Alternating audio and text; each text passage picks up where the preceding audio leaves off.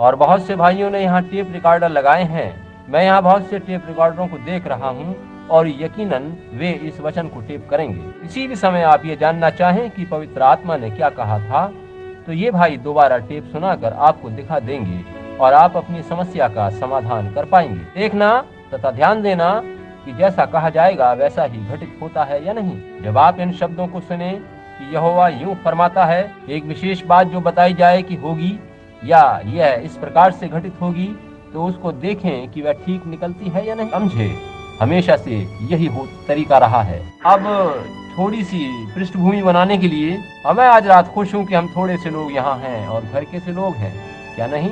हम में से कोई भी अजनबी नहीं है। मैं अपने कंटकी प्रांत की व्याकरण प्रयोग कर सकता हूँ और अनुभव कर सकता हूँ कि बस अपने घर में बैठा हूँ। अगर कोई कंटकी प्रांत का भाई यहाँ है तो वो ये न सोचे कि मैं वहाँ का उपहास उड़ा रहा हूँ। क्या कोई कंटकी वासी यहाँ है? कृपया हाथ उठाइए। ये समझना चाहिए कि मैं घर में हूँ, क्या नहीं? ये अच्छी बात है। मेरी माँ एक छात्रालय चलाती थी और मैं एक दिन वहाँ ये पता करने के लिए गया। लोगों का एक काफी बड़ा झुंड वहाँ ठहरने के लिए आया हुआ था और उनके लिए बड़ी लंबी मेज सजाई हुई थी। और मैंने पूछा, कितने लोग यहाँ कंटकी प्रांत के हैं? खड़े हो जाएं। सारे के सारे खड़े हो गए। और उस दिन मैं अपने गिरजे में गया और कहा, कितने लोग कंटकी से आए हैं? तो हर कोई खड़ा हो गया। मैं कहूँगा भाई ये बहुत बढ़िया बात है, धर्म प्रचारकों ने बहुत अच्छा काम किया है, इसके लिए धन्यवाद। अब रोमियो की पुस्तक के 11वें अध्याय और 28 आयत व 29 आयत पढ़ेंगे। जब वचन पढ़ा जाता है तो उसे ध्यान पूर्वक सुनिए। वे सुसमाचार के भाव से तो तुम्हारे बैरी हैं, परंतु चुन लिए जाने के भाव से बाप दादों के प्यारे हैं, क्योंकि परमेश्वर अपने वरदानों से व बुलाहट से कभी पीछे नहीं हटता। यानी कि परमेश्वर के वरदान व उसकी बुलाहट बिना पश्चाताप किए उपलब्ध होती है। आइए हम प्रार्थना करें। प्रभु, आप हमारी सहायता करें जबकि हम इन वचनों पर भक्ति भाव से चिंतन करने जा रहे हैं। हम अपने सारे मन और निष्ठा से वचन सुनना चाहते हैं। ये सारी बातें आपकी महिमा के लिए कही गई हैं। प्रभु, मेरी सहायता कर और मेरे मस्तिष्क में वही विचार भर जो कहना चाहिए, और ये भी नियंत्रित कर कि मुझे कौन कौन सी बातें कितनी कहनी है। जब आप चाहें मुझे रोक देना। मेरी प्रार्थना है कि प्रत्येक हृदय इन बातों को ग्रहण करे ताकि इस सभा में जो बीमार व जरूरतमंद हैं उन्हें लाभ पहुंचे। क्योंकि मैं इस प्रार्थना को यीशु मसीह, अब जबकि हम थोड़े से लोग यहाँ बैठे हैं, मैं इस विषय पर बोलना चाहता हूँ। मैं कोशिश करूंगा कि आपको अधिक समय तक बिठाए न रखूं। मैं अपनी घड़ी सामने रख रहा हूँ और भरसक कोशिश करूंगा कि आपको थोड़े से समय में ही छोड़ दूं, ताकि आप कल रात फिर यहाँ जमा हो सकें। अब प्रार्थना में लगे रहिए। मैं नहीं सोचता कि मेरे लड़के ने आज प्रार्थना कार्ड बांटे हैं। मैंने तो कहा नहीं था, और उन्होंने कार्ड बांटे हैं या नहीं बांटे हैं इससे कुछ फर्क नहीं पड़ता। हमारे पास यहाँ कार्ड हैं और अगर बीमारों को देने होंगे तो बांट देंगे। यदि ऐसा नहीं है तो हम देखेंगे कि पवित्र आत्मा क्या कहना चाहता है। अब आप बहुत ध्यान पूर्वक सुनिए।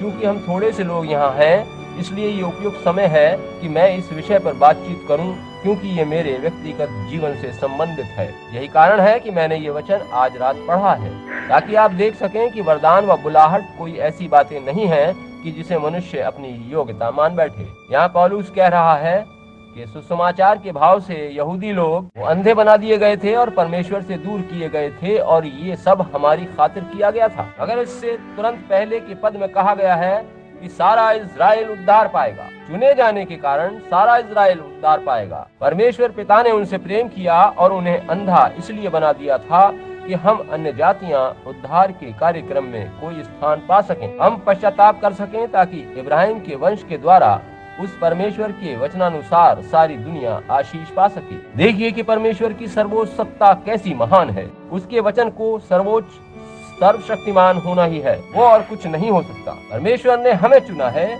और उसी ने यहूदियों को भी चुना है। ये सारी बातें परमेश्वर के पूर्व ज्ञान में थी। अब उसने उनको अस्तित्व में आने के लिए वचन कहा तो वो पहले से ही जानता था कि क्या क्या होगा। अब देखिए कि परमेश्वर कहलाए, इसके लिए ये जरूरी है वो शुरू से अंत तक सब बातों को पहले से जान ले, अन्यथा वह अनंत परमेश्वर नहीं कहलाया जा सकता। परमेश्वर नहीं चाहता कि कोई नाश हो, निश्चित रूप से नहीं, किसी को भी नहीं चाहता कि वो नाश हो जाए। मगर सृष्टि के शुरू में, प्रारंभ के दिन के भी प्रारंभ में वो सब कुछ जानता था। परमेश्वर ठीक ठीक जानता था कि कौन बचेगा और कौन नहीं बचेगा। वो नहीं चाहता था कि लोग नाश हों। उसकी इच्छा नहीं है कि कोई नाश किया जाए, वरन उसकी इच्छा तो यही है कि हर कोई उद्धार पाए। मगर शुरू से ही वो जानता था कि कौन उद्धार पाएगा और कौन नहीं पाएगा। यही कारण है कि वो पहले से कह सकता है कि ये बात होगी, वो बात होगी, ऐसे होगी, वैसे होगी, या ये उस प्रकार से होगा, या ये मनुष्य उस तरह का मनुष्य होगा। आप समझे, क्योंकि वो अनंत है, इसी कारण वो सब कुछ पहले से जानता है। आप अगर इसका अर्थ क्या है ये जानना चाहें तो यूं समझें कि ऐसा कुछ नहीं है जिसे वह जानता ना हो। देखिए कि वो सब कुछ जानता है, जब समय शुरू नहीं हुआ था उससे पहले, उसके बाद, और जब समय नहीं होगा तब के बारे में भी वो आज भी सब कुछ जानता है। सब कुछ उसके मस्तिष्क में है, जैसा पौलुस ने रोमियो 8 और 9 अध्याय में कहा है, सो तू मुझसे कहेगा वो फिर क्यों दोष लगाता है। अतः हम ऐसा ही देखते हैं। सुसमाचार प्रचार करने के बारे में किसी ने मुझसे पूछा था कि भाई ब्रनम, क्या आप मानते हैं कि सुसमाचार प्रचार करना चाहिए जबकि पहले से चुने जाने का मत है? मैंने कहा, देखिए, उन्होंने कहा, तो फिर आप कैल्विन के सिद्धांत के समर्थक लगते हैं। मैंने कहा, जहाँ तक कैल्विन विचार पवित्र शास्त्र से मेल खाते हैं, मैं वहाँ तक कैल्विन विचारधारा का व्यक्ति हूँ। पेड़ पर एक शाखा उभरी है, यह कैल्विनवाद है, मगर पेड़ पर और भी डालियां हैं। एक वृक्ष पर एक से अधिक शाखाएं होती हैं, और एक शाखा को पकड़कर चढ़ने वाला अंत में खुले आकाश की विश्व व्यापिता में प्रवेश कर जाता है। वहीं कहीं आप जा पहुंचते हैं, कोई अंत नहीं होता। मगर जब आप कैल्विनवाद की शाखाओं की चढ़ाई समाप्त कर लें तो फिर आर्मीनियनवाद की दूसरी शाखा पर वापस आ जाएं। देखिए कि वृक्ष पर और भी डालियां हैं और भी शाखाएं हैं। आप प्रत्येक शाखा पर जाइए, सारी डालियां मिलकर ही वृक्ष का निर्माण करती हैं। अतः जहाँ तक कैल्विनवाद वचनानुसार है, मैं उसे मानता हूँ, और मेरी मान्यता है कि परमेश्वर सृष्टि की उत्पत्ति से पूर्व से सभी कुछ जानता है। उसने पहले से मसीह में अपनी कलीसिया को चुना है और जगत की उत्पत्ति से पहले मसीह को कुर्बान किया है। शास्त्र ऐसा ही बताता है। वह परमेश्वर का मेमना है जो जगत की उत्पत्ति से पहले से घात किया गया है। समझे? और यीशु ने कहा था कि उसने हमें जगत की उत्पत्ति से पूर्व से जाना है। पौलुस ने ऐसा कहा है और अपनी इच्छा की सुमति के अनुसार हमें अपने लिए पहले से ठहराया कि यीशु मसीह के द्वारा हम उसके लेपालक पुत्र हों। वही परमेश्वर है, वही हमारा पिता है। अतः आप चिंता ना करें, चक्र ठीक ठीक चल रहे हैं, सब कुछ ठीक अपने समय पर होता जा रहा है। बस एक ही बात है कि आप प्रत्येक मोड़ पर मुड़ते जाएं। जब आप ऐसा करते जाएंगे तब आपको पता चलता जाएगा कि क्या करना है, और इसमें यही बहुत अच्छी बात है कि आपको खुद ब खुद पता चलता जाएगा। ध्यान दें कि वरदान और बुलाहट परमेश्वर की ओर से बिना पश्चाताप किए मिल जाते हैं। मैं अपनी बुलाहट को प्रभु में, पवित्र शास्त्र में इसी आधार पर गिन सकता हूँ। मैं विश्वास कर रहा हूँ कि आज रात मैं अपने मित्रों के साथ हूँ और वे इसको निश्चित रूप से समझेंगे और बात को अपने ऊपर नहीं ले जाएंगे। अगर मैं आपको समझाने के लिए ये कह रहा हूँ ताकि आप जान लें कि परमेश्वर ने क्या करने के लिए कहा है, और ये कि आप कुछ होता हुआ जब देखें तो फिर उसे स्वीकार कर उसके पीछे चलें। अब शुरू में जो बात मुझे याद है वह दर्शन का पाना था। मेरे जहन में पहली बात जो मुझे याद आ रही है वह दर्शन देखना है। वो दर्शन जो परमेश्वर ने मुझे दिखाया था, और यह बहुत साल पहले की बात है जब मैं बच्चा ही था और जब मैं पत्थर हाथ में लेकर उनसे खेला करता था। अब आप मुझे माफ करें कि जब उन दिनों में मैं लंबे लंबे ढीले ढाले कपड़े पहना करता था। मुझे नहीं मालूम कि आप में से कुछ क्या इतने पुराने हैं कि उन दिनों की आपको याद है जब छोटे बच्चे लंबे लंबे वस्त्र पहनते थे। इतने लोग यहाँ ऐसे हैं जिन्हें उन दिनों की बातें याद हैं जब लंबे लंबे कपड़े पहने जाते थे, लंबे लंबे वस्त्र होते थे। भाई मुझे याद है कि वहाँ उस पुरानी सी झोपड़ी में हम रहा करते थे। मैं फर्श पर घुटनों के बल सरकता चलता था और तब कोई हमारे यहाँ आया था। कौन आया था ये तो मुझे याद नहीं है। और माँ ने नीला फीता मेरी पोशाक में सिला था और मैं नंगे पांव बहुत मुश्किल से चल पाता था। उस समय मैं घुटनों चलता हुआ उस आने वाले के पास पहुंचा था और मैंने उनके पाँव में लगी बर्फ में अपनी अंगुली घुसा दी थी। जब वो आग के पास खड़े गरमाई ले रहे थे तब मैं उनके पाँव में जमी बर्फ अंगुली से छुड़ाकर खाने लगा था। मुझे याद है ऐसा करने पर मेरी माँ ने मुझे एक झटके से उठा लिया था और छिड़का था। और दूसरी बात जो मुझे याद है वो 2 साल बाद की होनी चाहिए। मेरे हाथ में एक पत्थर का टुकड़ा था और उस समय मैं 3 वर्ष का रहा हूँगा। मेरा भाई मुश्किल से 2 साल का या उसके आसपास रहा होगा और हम उस समय घर के पिछवाड़े में थे। वहाँ लकड़ियों को काट कर छोटे छोटे टुकड़े बनाए जाते थे। वहाँ पर बड़ी बड़ी लकड़ियों को छांटा जाता था और उनके छोटे छोटे टुकड़े किए जाते थे। छेपटी बनाई जाती थी। कितने लोगों को याद है कि उन दिनों घर के पिछवाड़े वाले भाग में बड़े बड़े लट्ठों की छेपटियां काटी जाती थी। ये लग रहा है कि इस समय मैं अपने घर में ही बैठा हूँ। तो फिर मैंने आज रात ये टाई क्यों पहन रखी है? उस पुराने लकड़ी चीरने के मैदान में पानी की एक धारा बाहर के सोते से बहकर आती थी। वहाँ हमारे पास कद्दू का बनाया एक खोल था जिससे हम पानी खींचकर पुरानी देवदार की लकड़ी की बनी बाल्टी में भर दिया करते थे और इस प्रकार जल भर कर लाया करते थे। मुझे याद है जब अंतिम बार मैंने अपनी बूढ़ी दादी माँ को मरने से पहले देखा था, वो उस समय 110 वर्ष की थी और जब उनकी मृत्यु हुई तो मैंने उनकी मृत्यु से ठीक पहले इस तरह से उन्हें अपनी बाहों में उठाया था। उन्होंने अपनी बाहें मेरे चारों ओर लपेटते हुए कहा था, प्रिय बेटे, परमेश्वर तुम्हारे प्राणों को अब और सदाकाल तक आशीष देता रहे। फिर वो मर गई। मैं नहीं समझता कि उनके पास जीवन में कभी अपनी एक जोड़ी जूती भी रही होगी। मुझे याद है कि मैं उन्हें देखा करता था और यहाँ तक कि जब मैं नवयुवक बन गया था तब भी नीचे जाकर उन्हें देखा करता था। हर सुबह वो उठती और नंगे पांव बर्फ पर चलती हुई उस झरने तक जाती और एक बाल्टी पानी भर कर लाती थी। पांव बर्फ में धंसे होते थे। आप इससे परेशान ना हो, वो 110 वर्षों तक जीवित रही। जी हाँ, वो बड़ी रूखी उबड़ खाबड़ किस्म की महिला थी। अब मुझे याद है कि वो मुझे यह बताने जा रही थी कि किस प्रकार से मेरे पापा बचपन में उन सफेद पत्थर के टुकड़ों से खेला करते थे जबकि वो बालक थे। और मैंने सोचा कि वो बेचारी बूढ़ी महिला किस प्रकार से उस अटारी में ऊपर चढ़ पाएंगी। वह एक छोटी सी 2 कमरों की खोली थी और उनके ऊपर एक छोटी सी अटारी बनी थी। उन्होंने 2 छोटे पेड़ों को काट कर एक सीढ़ी बनाई थी जिससे अटारी पर चढ़ा जा सके। दादी ने कहा कि भोजन के बाद मैं तुम्हें तुम्हारे पापा के संगमरमर के पत्थर दिखाऊंगी। मैंने कहा ठीक है। अतः वे मुझे इन पत्थरों को दिखाने जा रही थी जो ऊपर अटारी पर बक्से में उनके और सामान के साथ रखे थे, जैसे कि बड़े बूढ़े सभी रखते हैं। और मैंने सोचा कि ये बूढ़ी बेचारी दादी किस प्रकार से इस सीढ़ी पर चढ़ पाएंगी। तो मैं वहाँ उनके पास पहुंचा और मैंने कहा, दादी माँ, प्यारी दादी, रुकिए, मैं साथ आता हूँ, आपकी मदद करूंगा। उन्होंने कहा, एक और खड़े रहो। और वो सीढ़ी पर गिलहरी की तरह से चढ़ गई और ऊपर जाकर उन्होंने कहा, अब आ जाओ। दादी माँ, मैंने सोचा, ओ काश मैं भी उनकी तरह से होता। वह 110 वर्ष की थी और मैं स्वयं को काफी कमजोर पा रहा था। अब मुझे याद है कि जब मैं उस निर्झर के पास था तब हाथ में एक पत्थर का टुकड़ा लिया था और मैं इस पत्थर को वहाँ कीचड़ में इस प्रकार से फेंक रहा था और छोटे भाई को ये दिखाने की चेष्टा कर रहा था कि मैं कितना बलिष्ठ हूँ। और पेड़ पर वहाँ एक चिड़िया बैठी थी जो जोर जोर से चहक रही थी और मुझे लगा कि वो छोटी चिड़िया मुझसे कुछ कह रही है और मैंने मुड़कर सुनना चाहा, तभी वो उड़ गई और तभी एक शब्द सुनाई दिया, तुम्हारे जीवन का एक बहुत बड़ा भाग या बहुत बड़ा समय एक दूसरे शहर में बीतेगा जिसे न्यू एल्बनी कहकर पुकारा जाता है। वो स्थान वहाँ से 3 मील दूर था जहाँ मुझे पाला पोसा गया था। लगभग 1 साल बाद मैं वहाँ उस स्थान पर ले जाया गया। तब हमारा कोई विचार नहीं था कि हम कभी न्यू एल्बनी जाएंगे। जीवन भर ऐसी ऐसी बातें होती रही हैं। अब देखिए कि मेरे परिवार वाले धार्मिक लोग नहीं थे। मेरे माता और पिता गिरजे नहीं जाते थे। उससे पहले वे कैथोलिक थे। मेरा एक छोटा भतीजा है जो आज रात मैं सोचता हूँ यहीं कहीं बैठा है। मुझे नहीं पता या है या नहीं, वो एक सैनिक है।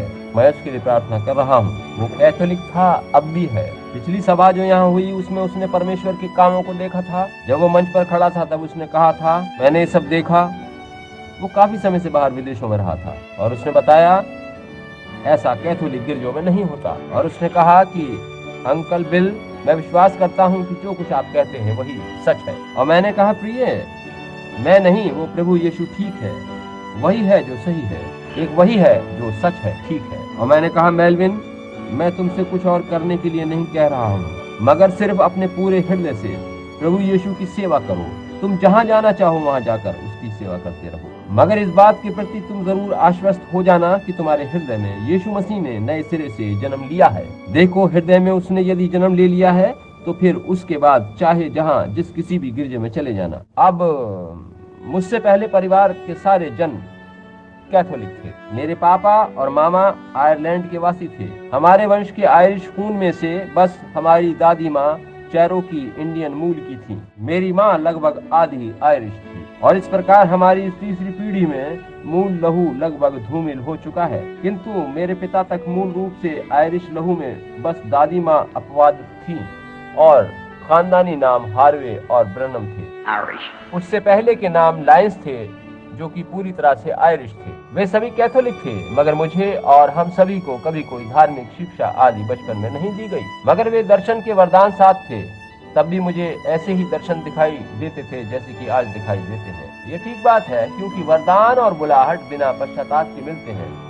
ये परमेश्वर का पूर्ण ज्ञान है जिसके द्वारा वो कुछ कर रहा होता है। पूरे जीवन भर इनके बारे में कुछ कहने से मैं डरता रहा हूँ। आपने मेरी कथा उस पुस्तक में पढ़ी होगी जिसका शीर्षक है Jesus Christ the same yesterday today and forever. मैं सोचता हूँ कि वो कुछ पुस्तकों में दी गई है।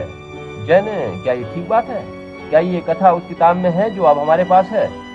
अच्छा, लाइफ स्टोरी नामक पुस्तक में है। हाँ ठीक है। क्या ये मेरे लिए एक भद्दी सी बात नहीं है कि मैं अपनी ही पुस्तकों को कभी नहीं पढ़ता, दूसरा उन्हें लिखता है। ये लोग सभाओं में से सामग्री ले लेते हैं और वह कथा मैं बता चुका हूँ। मैं हमेशा कुछ न कुछ होने की प्रतीक्षा में रहता हूँ। वो सारे वृत्तांत बहुत ठीक हैं और ठीक प्रकार से लिखे गए हैं। मैंने कुछ अंश पढ़े हैं। अब जरा सा समय मिला तो कुछ अंश इधर कुछ उधर से पढ़े हैं। जो भी हो, एक बालक के रूप में ही जब मैं था तो क्या आप जानते हैं कि दर्शन में मुझसे क्या कहा गया? मैं तब लगभग 7 साल का था। उसने कहा था, कभी शराब या धूम्रपान से किसी भी तरह से अपने को दूषित मत करना। जब तुम बड़े हो जाओगे तो तुम्हें एक काम करने को दिया जाएगा। ये सब आपने सुना है, ये किताब में दिया गया है। ये ठीक बात है। सारे जीवन भर ऐसे ही दर्शन मिलते रहे हैं। जब मैं एक सेवक बन गया तब तो वास्तव में सारे समय ही ये दर्शन दिखाई देने लगे। और एक रात मैंने प्रभु यीशु को देखा।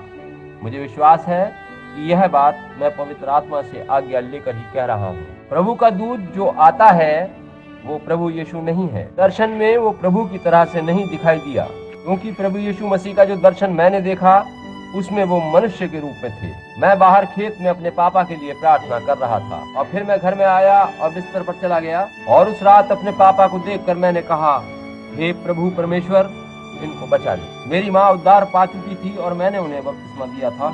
और मैंने सोचा, ओह मेरे पापा शराब पीते हैं, अगर मैं उन्हें समझा सकूं कि वे प्रभु यीशु मसीह को ग्रहण कर लें। मैं बाहर गया और सामने के कमरे के द्वार के पास ठूंस के बिछौने पर जाकर लेट गया। किसी चीज ने मुझसे कहा, उठ जाओ, और मैं उठ गया और अपने पीछे के साफ सुथरे खेत की ओर चला गया। और वहाँ पर मुझसे लगभग 10 फीट की दूरी पर एक मनुष्य खड़ा था। वो छोटे कद का और श्वेत वस्त्र पहने था। उसने अपनी बाहें इस प्रकार से मोड़ रखी थी, थोड़ी सी दाढ़ी थी और बाल कांधे तक थे, और वो मुझसे कुछ इस तरह से हटकर दृष्टि किए हुए था। बड़ा शांत सा व्यक्तित्व दिखाई दे रहा था, मगर मैं ये नहीं समझ पाया कि किस तरह से उसके पांव थे, एक पांव दूसरे के पीछे था। हवा चल रही थी, उसका चोगा लहरा रहा था जैसे महान धार्मिक ज्ञानियों का वस्त्र शान से लहराता है। मैंने सोचा कि 1 मिनट रुक जाऊं। मैंने अपनी चुटकी भरी और देखा कि मैं सो नहीं रहा हूँ। और मैंने एक तिनका उस खेत में से उठा लिया और मुंह में इस प्रकार रख लिया जैसे कोई दांत कुरेदते समय रखता है। मैंने घर की ओर मुड़कर देखा। मैंने मन में कहा, नहीं, मैं वहाँ पापा के लिए प्रार्थना कर रहा था और किसी ने कहा था कि बाहर आओ, और यहाँ ये मनुष्य खड़ा था। मैंने सोचा कि ये प्रभु यीशु सा दिखता है। मुझे आश्चर्य हुआ, क्या ये यीशु है? मैं ठीक सीधे उस तरफ देख रहा था जहाँ पर अब हमारा घर है। अतः मैं इस तरफ को मुड़ा कि उसे शायद सामने से देख सकूं। मैं उसका चेहरा बगल से इस प्रकार देख पा रहा था, मगर उसे ठीक से देखने के लिए मैं इस ओर को मुड़ा और मैंने कहा वो जरा भी नहीं हिला। और मैंने सोचा, मैं सोचता हूँ कि मैं उसे आवाज दूं, और मैंने पुकारा, यीशु, और इस पर उसने सिर घुमाकर इस तरह से देखा। बस मुझे इतना ही याद है कि उसने अपनी बाहें फैला दी। दुनिया में कोई भी ऐसा चित्रकार नहीं है जो उसका चित्र बना सके, जो उसके चेहरे के गुणों को चित्रित कर सके। इस बारे में सबसे अच्छी तस्वीर जो मैंने देखी है वह यीशु मसीह का वो चेहरा है जो 33 वर्ष की आयु को चित्रित करते हुए हाफमैन ने बनाया है। मैंने अपनी पुस्तकों, लेखों आदि में इसी चित्र का उपयोग किया है, क्योंकि वह लगभग वैसा ही दिखाई देता है या बहुत अधिक उसके वास्तविक चेहरे से मिलता है। वो एक मनुष्य शरीर का ऐसा दिखाई दिया था कि यदि वह कुछ बोल देगा तो जगत ही समाप्त हो जाएगा, और इसके बाद भी उसका प्रेम और दया अत्यधिक रूप में झलक रही थी। और जब दिन निकलने को हुआ तो मुझे पता चला। तब मैं आपे में आया और मैंने पाया कि मेरा पाजामा और कमीज आंसुओं से तर थी, और मैं उस खेत में से गुजरता हुआ घर वापस आ गया। मैंने ये बात अपने एक सेवक मित्र को बताई। उसने कहा, इस तरह की घटनाओं से तो बिली तुम पागल हो जाओ। उसने कहा, ये शैतान है। उसने कहा, इस तरह की मूर्खताओं में मत पड़ो। उस समय मैं बैप्टिस्ट सेवक था। मैं अपने एक और पुराने मित्र से मिला और उसको सारी बातें बताई। मैंने पूछा, भाई आप इस बारे में क्या कहते हैं? उन्होंने कहा, बिली, मैं तुम्हें बताता हूँ, अगर तुम अपना जीवन बचाना चाहते हो तो बस वही बातें प्रचार करो जो पवित्र शास्त्र में दी गई हैं, जैसे परमेश्वर का अनुग्रह आदि आदि के बारे में। मैं तो कभी भी इस प्रकार की अजीब बातों के चक्कर में पड़ना नहीं चाहूंगा। उन्होंने मुझे समझाया। मैंने कहा, श्रीमान, मैं किसी बेढंगी बात के पीछे पड़ने के बारे में नहीं सोच रहा हूँ, बस मैं ये जानना चाहता हूँ कि ये सब है क्या। उन्होंने कहा, बिली, सालों पहले वे लोग इस प्रकार की बातें अपने गिरजों में पाते थे, मगर जब प्रेरित लोग चले गए तो वे बातें भी उन्हीं के साथ चली गईं। और यदि आज हमें ऐसे कुछ अनुभव होते हैं या कुछ दिखाई देता है तो वह दुष्ट आत्माओं व शैतान से संबंधित है। मैंने कहा, ओ भाई मैकिन्ने, क्या ऐसा है? उन्होंने कहा, हाँ। मैंने कहा, हे प्रभु, मुझ पर दया कर। मैंने कहा, भाई मैकिन्ने, आप मेरे साथ मेरे लिए प्रार्थना करिए कि परमेश्वर ऐसी घटनाएं फिर मेरे साथ कभी घटित न होने दे। आप जानते ही हैं कि मैं यीशु को बेहद प्रेम करता हूँ। मैं इन मामलों में गलती नहीं करना चाहता। मैंने कहा, आप मेरे लिए प्रार्थना करिए। उन्होंने कहा, भाई बिली, मैं प्रार्थना करूंगा। और ठीक वहीं गलियारे में हमने प्रार्थना करी। मैंने बहुत से सेवकों से पूछा, सबने एक जैसी बातें बताई। मैंने इस भय से लोगों से इस विषय में बातें करना बंद कर दिया कि कहीं वे मुझे कोई शैतान ही न समझने लगे। मैं नहीं चाहता था कि ऐसा हो। मुझे पता था कि उस घटना से मेरे दिल में कुछ हुआ है। बस इतना जरूर था कि मेरे मन में कुछ विशेष घटित हुआ और मैं नहीं चाहता था कि कभी भी लोग मुझे शैतान समझें। अतः बाद के सालों में एक दिन मैंने सुना कि कोई बैप्टिस्ट चर्च में कह रहा था, जहां मैं उस समय सेवक नियुक्त था। मैंने किसी से कहते सुना कि पिछली रात आपको वहां उन पाखंडियों की बातें सुननी चाहिए थी। और मैं सोचने लगा, ये पवित्र ये पाखंडी लोग कौन हैं? मेरे एक गायक मित्र थे, भाई वॉल्ट जॉनसन, और मैंने उनसे पूछा, भाई ये क्या मामला है? उन्होंने बताया कि पेंतेकोस्टल लोगों का समूह आया हुआ है। मैंने पूछा, क्या? किनका? उन्होंने कहा, पेंतेकोस्टल लोगों का। उन्होंने बताया, बिली, तुमने उन्हें कभी देखा है? वे फर्श पर लौट रहे थे, ऊपर नीचे उछल रहे थे। वे कहते हैं कि आपको कोई अन्य भाषा जरूर बोलनी है या कुछ बुदबुदाना है, वरना समझिए कि आपका अभी उद्धार ही नहीं हुआ है। मैंने पूछा, वो कहाँ आए हुए हैं? लुईविले के उस तरफ टेंट लगाकर सभा कर रहे हैं। उनमें श्याम वर्ण लोग भी हैं। मैंने कहा, और उन्होंने बताया कि उनमें बहुत से श्वेत वर्ण लोग भी हैं। और मैंने पूछा, क्या वे भी ऐसा ही करते हैं? उन्होंने उत्तर दिया कि हाँ, वे लोग भी वैसे ही व्यवहार करते हैं। और मैंने कहा, ये मजेदार बात है कि लोग इस प्रकार के लोगों के साथ मिलकर वैसे ही करते हैं। मैंने कहा, हमें इन बातों को देखना चाहिए, उनका पता करना चाहिए। एक रविवार की रात जो कुछ हुआ उसे मैं कभी नहीं भूल पाऊंगा। वह उस समय नारंगी के सूखे छिलके खा रहा था क्योंकि उसके पेट में गड़बड़ थी। वो इसी कलीसिया में से हैं, अब भी यहीं बैठे होंगे। मैं सोच रहा था, अन्य भाषा में बुदबुदाना, बोलना, उछलना, कूदना, ये क्या है? इस प्रकार से करके वे किस धर्म की बात कर रहे हैं? और इसी तरह की बातें मैं सोचता रहा। उसके बाद मैं एक वृद्ध सज्जन से मिला। वो इसी कलीसिया में से हैं, अब भी यहीं बैठे होंगे। क्या वे उधर किसी गिरजे में गए होंगे? उनका नाम जॉन रियान है। उन बूढ़े सज्जन की लंबी सी दाढ़ी थी। मेरी उनसे एक जगह भेंट हुई। शायद वे भी यहीं बैठे हों। मैं सोचता हूँ कि वे हाउस ऑफ डेविड के थे, जो ऊपर बैटन हार्बर में स्थित है। उन पेंतेकोस्टल लोगों को मैं खोजना चाह रहा था जो लुईविले में कहीं थे और वे उसको स्कूल ऑफ प्रॉफिट्स के नाम से पुकारा करते थे। मैंने सोचा कि मैं वहां जाकर देखूंगा कि वे सब क्या है। भाई, मैंने तो किसी को वहां फर्श पर लुढ़कते नहीं देखा, मगर उनके सिद्धांत बड़े अजीब थे। और वहीं पर मेरी भेंट इन वृद्ध सज्जन से हुई थी तथा उन्होंने मुझे अपने घर आने का निमंत्रण दिया था। एक दिन छुट्टी में मैं वहां गया, फिर उन सज्जन के घर पहुंचा, मगर वो कहीं गए हुए थे। मुझे उनकी पत्नी ने बताया कि वे इंडियानापोलिस में कहीं गए हैं क्योंकि प्रभु ने उन्हें बुलाया है। मैंने पूछा, आपका मतलब है कि आप उन्हें इस प्रकार कहीं भी जाने देती हैं? उन्होंने कहा, ओ, वो परमेश्वर के सेवक हैं। अभी मैंने कुछ सप्ताह पहले सुना है कि उनकी वृद्ध पत्नी गुजर गई है। पूरी तरह से अपने पति को समर्पित थी। पत्नी को इसी तरह का होना चाहिए। ये ठीक है, चाहे पति गलत हो या सही, पत्नी को पति को समर्पित रहना चाहिए। वैसे उनके पति ठीक थे। आर्यन, क्या आप यहाँ हैं? वे यहाँ नहीं है। उस दिन वे यहाँ थे। क्या नहीं थे? वे उसी पर संतोष व गुजारा करते थे जो उन्हें मिल पाता था। उनके घर में खाने को कुछ नहीं होता था। ये सच है। मैंने मिशिगन के एक तालाब में से कुछ मछलियां पकड़ी थीं। मैं उन्हें लेकर उनके घर वापस पहुंचा। उनके पास उन मछलियों को पकाने के लिए तेल या परिष्कृत चर्बी तक नहीं थी। और मैंने कहा, आपके पति ने घर में आपके लिए कुछ भी नहीं रख छोड़ा है। उनकी पत्नी ने कहा, ओ, मगर भाई बिल, वो परमेश्वर के सेवक हैं। और मैं सोचने लगा, भाई, आपके हृदय को प्रभु आशीष दे, मैं आपके साथ रहूंगा। ये ठीक है। आप अपने पति के बारे में इस प्रकार के उच्च विचार रखती हैं तो मैं भी आपका साथ देने के लिए तैयार हूँ। ये सच है, मैं आज वैसी ही महिलाओं की जरूरत है और वैसे ही और पुरुषों की जरूरत है जो अपनी पत्नियों के बारे में इस तरह से सोच सकते हैं। ये ठीक बात है। यह अमेरिका और भी अच्छा बन सकता है यदि पति पत्नी इस तरह से मिलजुल कर रहें। चाहे दोनों में से कोई भी गलत हो, दोनों एक दूसरे के लिए समर्पित रहें, तब इतने तलाक नहीं होंगे। तब मैं घर वापस चल दिया और जब मैं वापस आ रहा था तो मिशावाका स्थान से गुजरते समय मैंने अजीब बात देखी। मैंने बहुत सी पुरानी कारों पर बड़े बड़े अक्षरों में जीसस ओनली लिखा देखा। मैंने सोचा कि ये जीसस ओनली क्या है, कुछ धार्मिक मामला होना चाहिए। और मैं उधर को गया तो साइकिलों पर भी जीसस ओनली देखा। कैडिलैक कारों, मॉडल टी फोर्ड ट्रकों, सभी पर जीसस ओनली लिखा था। मैंने सोचा, आश्चर्य की बात है, ये सब क्या है। मैंने उधर जाकर पूछताछ करी तो पाया कि कोई धार्मिक सभा हो रही है और 1500 से 2000 के लगभग लोग उसमें आए हैं। और मैंने लोगों से उनके चिल्लाने, उछलने, कूदने आदि के बारे में बहुत सी बातें सुनी। और मैंने कहा, अब यहाँ देखूंगा कि ये पवित्र पाखंडी या होली रोलर्स वगैरह क्या है। आप जानते हैं कि मेरे पास मेरी पुरानी फोर्ड कार थी जो मैं कहा करता था कि 30 मील प्रति घंटे की गति से चलती है, 15 मील जाना और 15 मील वापस आना। अतः मैंने कार को एक किनारे खड़ा किया और गाड़ी खड़ी करने के बाद वापस सड़क पर पैदल ही उधर को चल दिया। मैं वहां अंदर पहुंचा, चारों ओर देखा और हर कोई जो खड़ा हो सकता था वहां खड़ा था।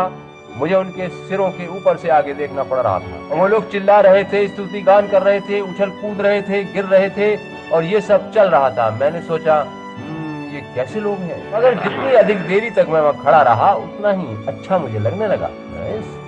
काफी अच्छा है ये सब, इन लोगों में कुछ भी गलत बात नहीं है, ये सन की लोग नहीं है। मैंने सोचा, मैंने उनमें से कुछ लोगों से बातचीत करी, वो बड़े अच्छे लोग थे।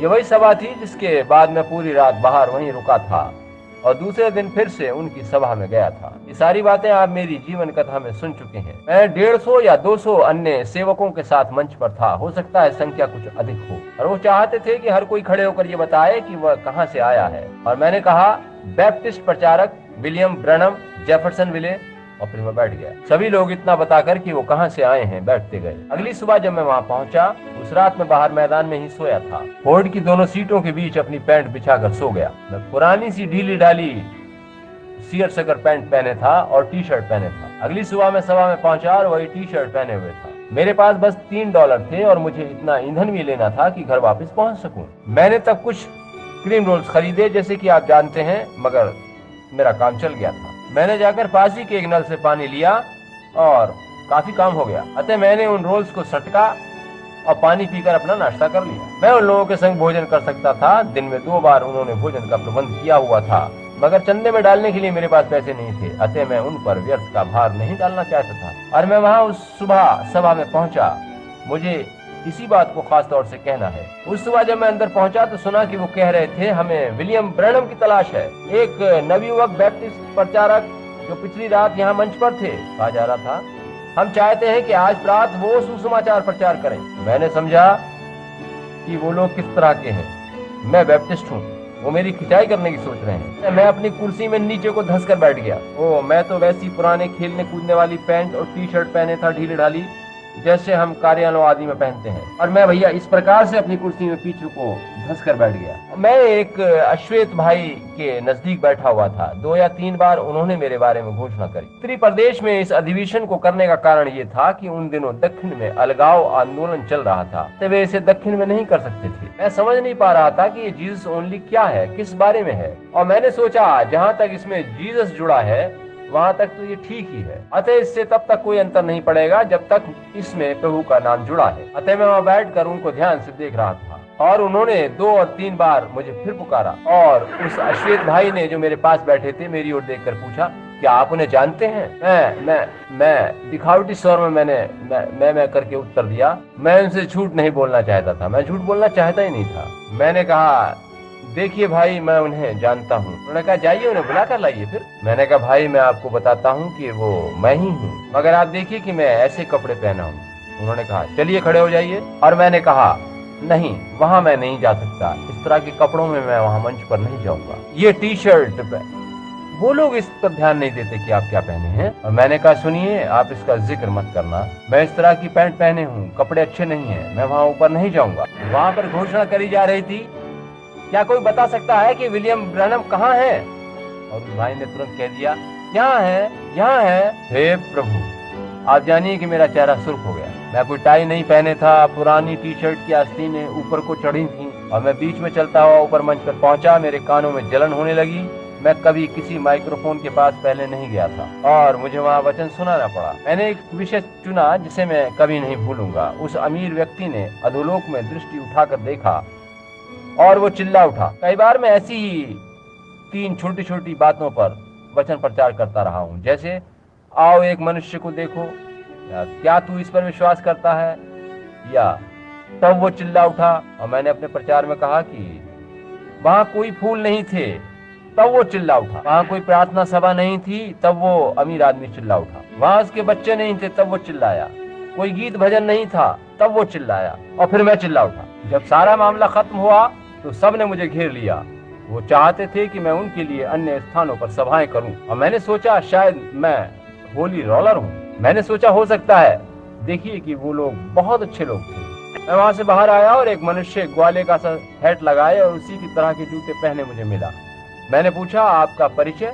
उसने कहा, मैं गिरजे में एल्डर हूँ, टेक्सास से आया हूँ। एक और व्यक्ति मेरे पास आया जिसने निक्कर पहन रखी थी, जैसी गोल्फ खेलने वाले पहनते हैं, और छोटी सी जर्सी पहन रखी थी। उन्होंने बताया कि मैं पादरी हूँ और फ्लोरिडा से आया हूँ, क्या आप हमारे यहाँ सभा कर सकते हैं? मैंने फिर खुद से कहा, बच्चे तेरी ये पैंट और टी शर्ट ठीक है, तू समझ ले, जैसे अपने ही घर में है, बढ़िया बात है।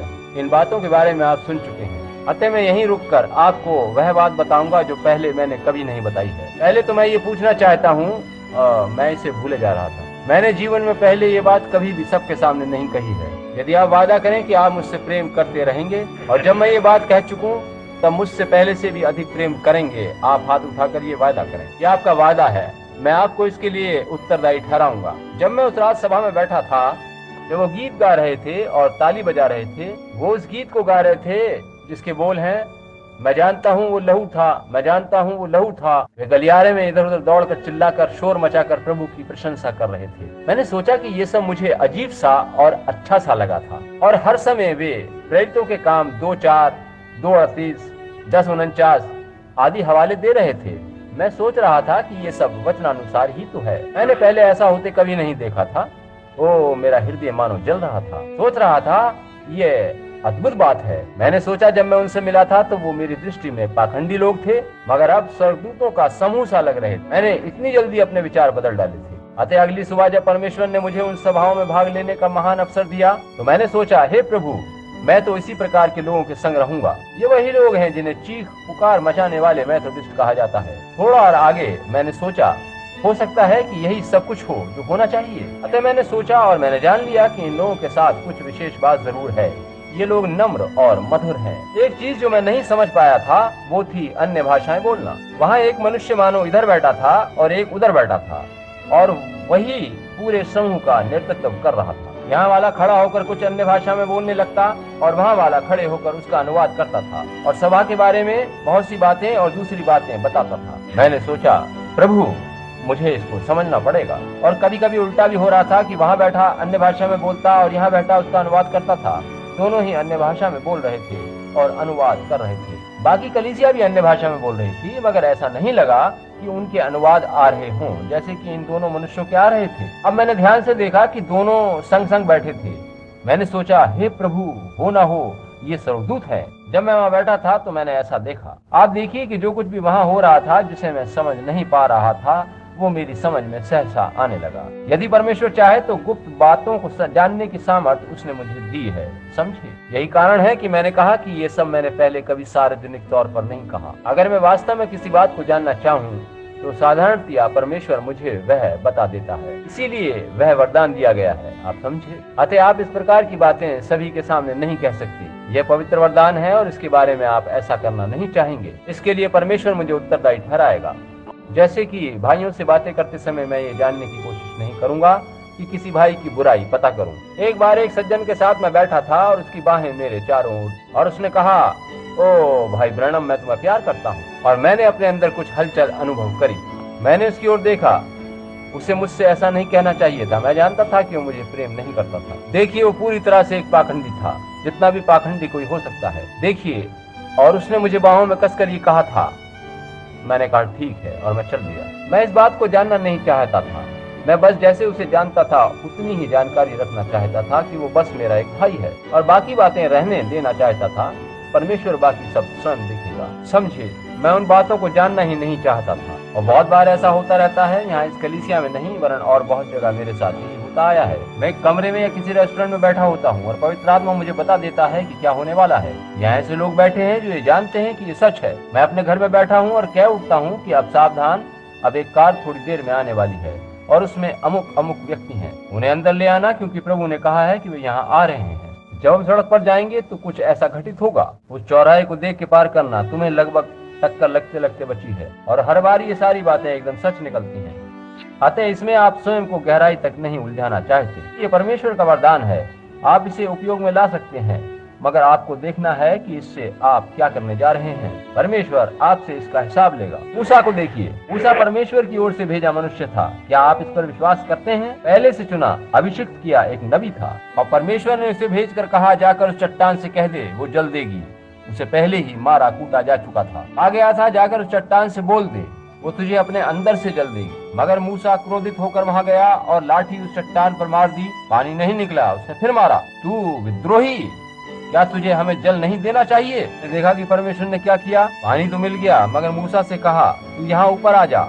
और मूसा का तभी अंत हो गया था। देखिए, आपको इस बात का ध्यान रखना है कि उन दिव्य वरदानों से आप क्या करते हैं। ठीक एक प्रचारक की तरह, जो कि अच्छा प्रभावशाली प्रचारक है, वो बाहर जाकर बस धन और चंदा जमा करने के लिए यदि प्रचार करता है तो परमेश्वर उसे इसके लिए उत्तरदायी ठहराएगा। ठीक है कि आपको देखना है कि आप दिव्य वरदानों का क्या करते हैं। अपने गिरजे की साख बनाने या गिरजे का नाम ऊंचा करने की चेष्टा तो नहीं कर रहे हैं, या अपना नाम ऊंचा करना तो नहीं चाहते। इसके बजाय मैं तो 2 या 3 रात की सभा करना चाहूंगा, ताकि दाना पानी कहीं और दिन में कमा सकूं और नम्र और दीन बना रह सकूं। आप समझ गए मेरा क्या मतलब है श्रीमान? जी हाँ, हमेशा अपने तय किए स्थान पर बने रहिए, ताकि परमेश्वर का हाथ आपके ऊपर बना रह सके। याद रखिए कि ये जीवन के अंदर की बातें हैं। अतः उस दिन मैंने सोचा कि चलो इस सारे मामले को चलकर देखा जाए। मैं उन लोगों के बारे में इतना सावधान हो गया था कि मैंने सोचा कि मैं उनके बारे में जान लूं। जब सभा समाप्त हो गई तो मैंने उन दोनों व्यक्तियों को चारों ओर ढूंढना शुरू किया। मैंने ढूंढना शुरू किया तो उनमें से एक मुझे मिल गया। मैंने पूछा, श्रीमान आप कैसे हैं? उसने पूछा, और आप कैसे हैं? पूछा, क्या आप ही वो नौजवान प्रचारक हैं जिन्होंने आज प्रात वचन प्रचार किया था? तब मैं 23 वर्ष का था। मैंने कहा, जी हाँ श्रीमान। आपका क्या नाम था? मैंने कहा, ब्रनम। और आपका नाम?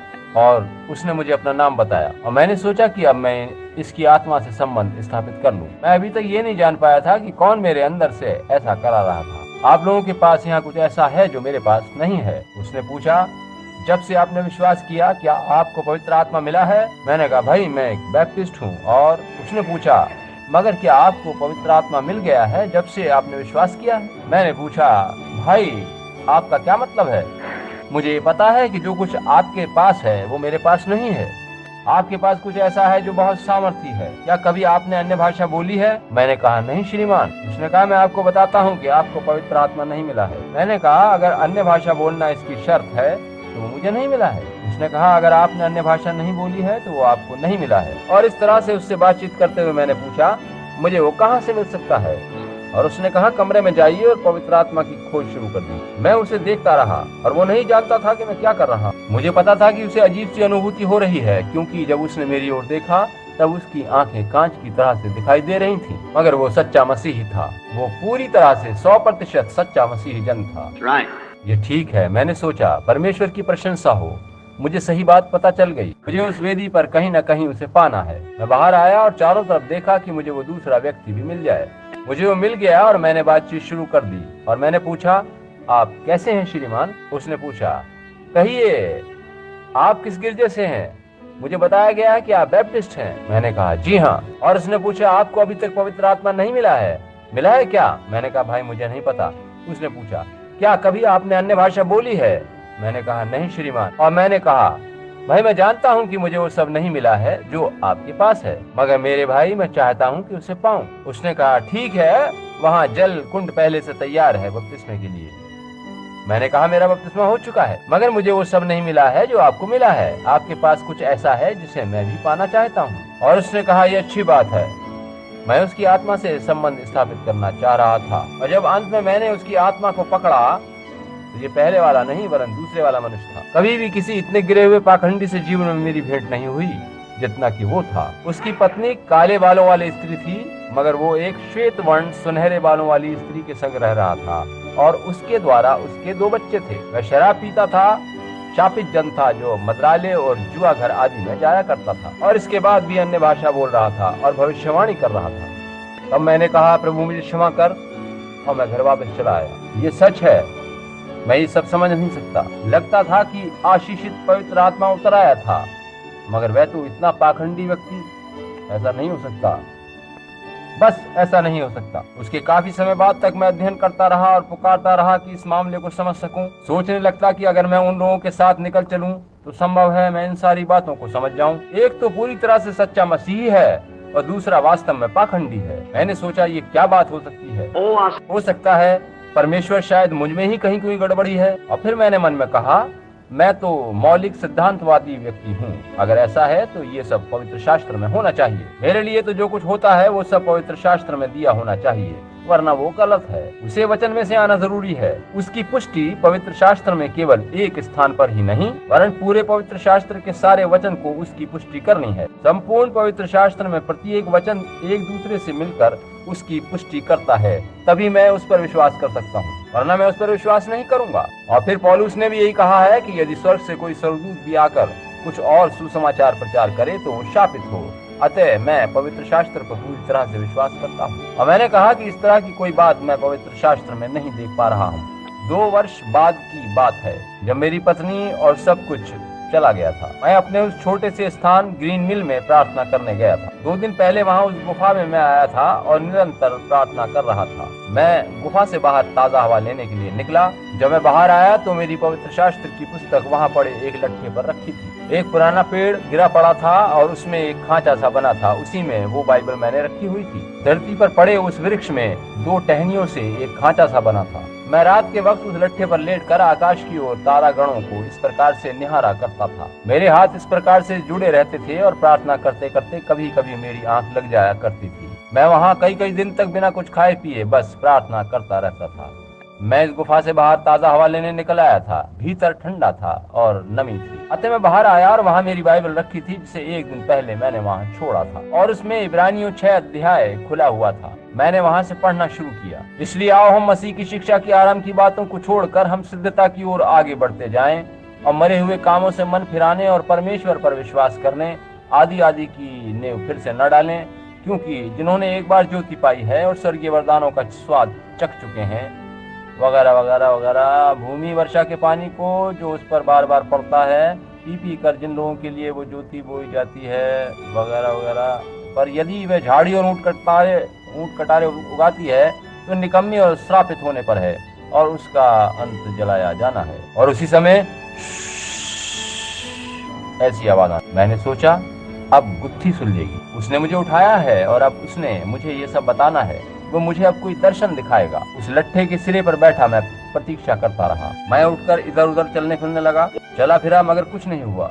अपनी गुफा में वापस गया, फिर भी कुछ नहीं हुआ। मैं वहाँ खड़ा सोचने लगा, ये क्या माजरा है। मैं फिर अपनी बाइबल तक पहुँचा और मुझे फिर से अजीब सी अनुभूति होने लगी। मैंने पवित्र शास्त्रों को उठा लिया और सोचा कि इसमें क्या है जिसे वो चाहता है कि मैं पढूं। मैं उस लेख को पढ़ने लगा और नीचे तक पढ़ता चला गया, जहाँ परमेश्वर पर विश्वास और पश्चाताप करने का वर्णन है। और मैंने और आगे तक पढ़ा कि भूमि वर्षा के पानी को जो उस पर बार बार पड़ता है, पी पी कर जिन लोगों के लिए वो ज्योति बोई जाती है, पर अगर वो झाड़ी और ऊंट कटारे उगाती है तो निकम्मी और श्रापित होने पर है और उसका अंत जलाया जाना है। ओह, ये पढ़कर मैं थरथरा उठा और मैंने सोचा, प्रभु क्या आप मुझे कोई दर्शन दिखाना चाहते हैं?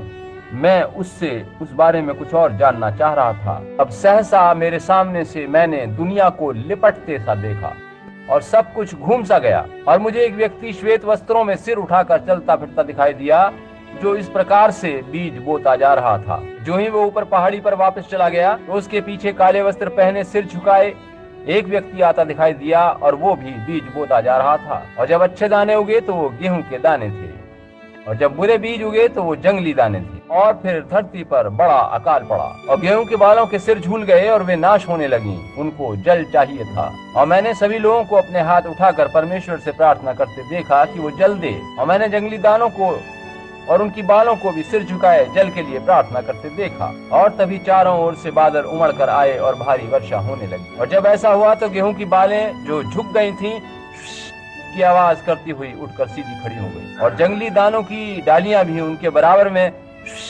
की आवाज करती सीधी खड़ी हो गई। मैंने सोचा, ये क्या बात है? तब ये मामला मेरी समझ में आया। यही बात है, वही वर्षा जो गेहूं को उगाती है वही जंगली दानों को भी उगाती है। वही पवित्र आत्मा एक झुंड पर उतर सकता है और एक पाखंडी को भी दूसरे लोगों के समान आशीष दे सकता है। यीशु ने कहा था कि उनके फलों से तुम उन्हें पहचान लोगे। इस बात से नहीं कि वो जय जयकार कर रहा है, आनंदित हो रहा है, वरन उसके फलों से तुम उसे पहचान लोगे। मैंने सोचा, यही बात है प्रभु मैं समझ गया। मैंने कहा वास्तव में ये बात सच है कि परमेश्वर को जाने बिना भी आप उसके वरदान पा सकते हैं। तभी तो मैं अन्य भाषाएं बोलने के संबंध में काफी आलोचनात्मक रुख अपनाता रहा हूँ, आप समझे। मगर एक दिन परमेश्वर ने उस बारे में किस प्रकार से अपने वचन को जीवन प्रकट किया। ओहियो नदी के तट पर अपने प्रथम समूह को बपतिस्मा दे रहा था और उस समय मैं 17वें व्यक्ति को बपतिस्मा दे रहा था। मैंने उसे बपतिस्मा देते समय कहना शुरू किया कि पिता मैं इसे जल से बपतिस्मा दे रहा हूँ,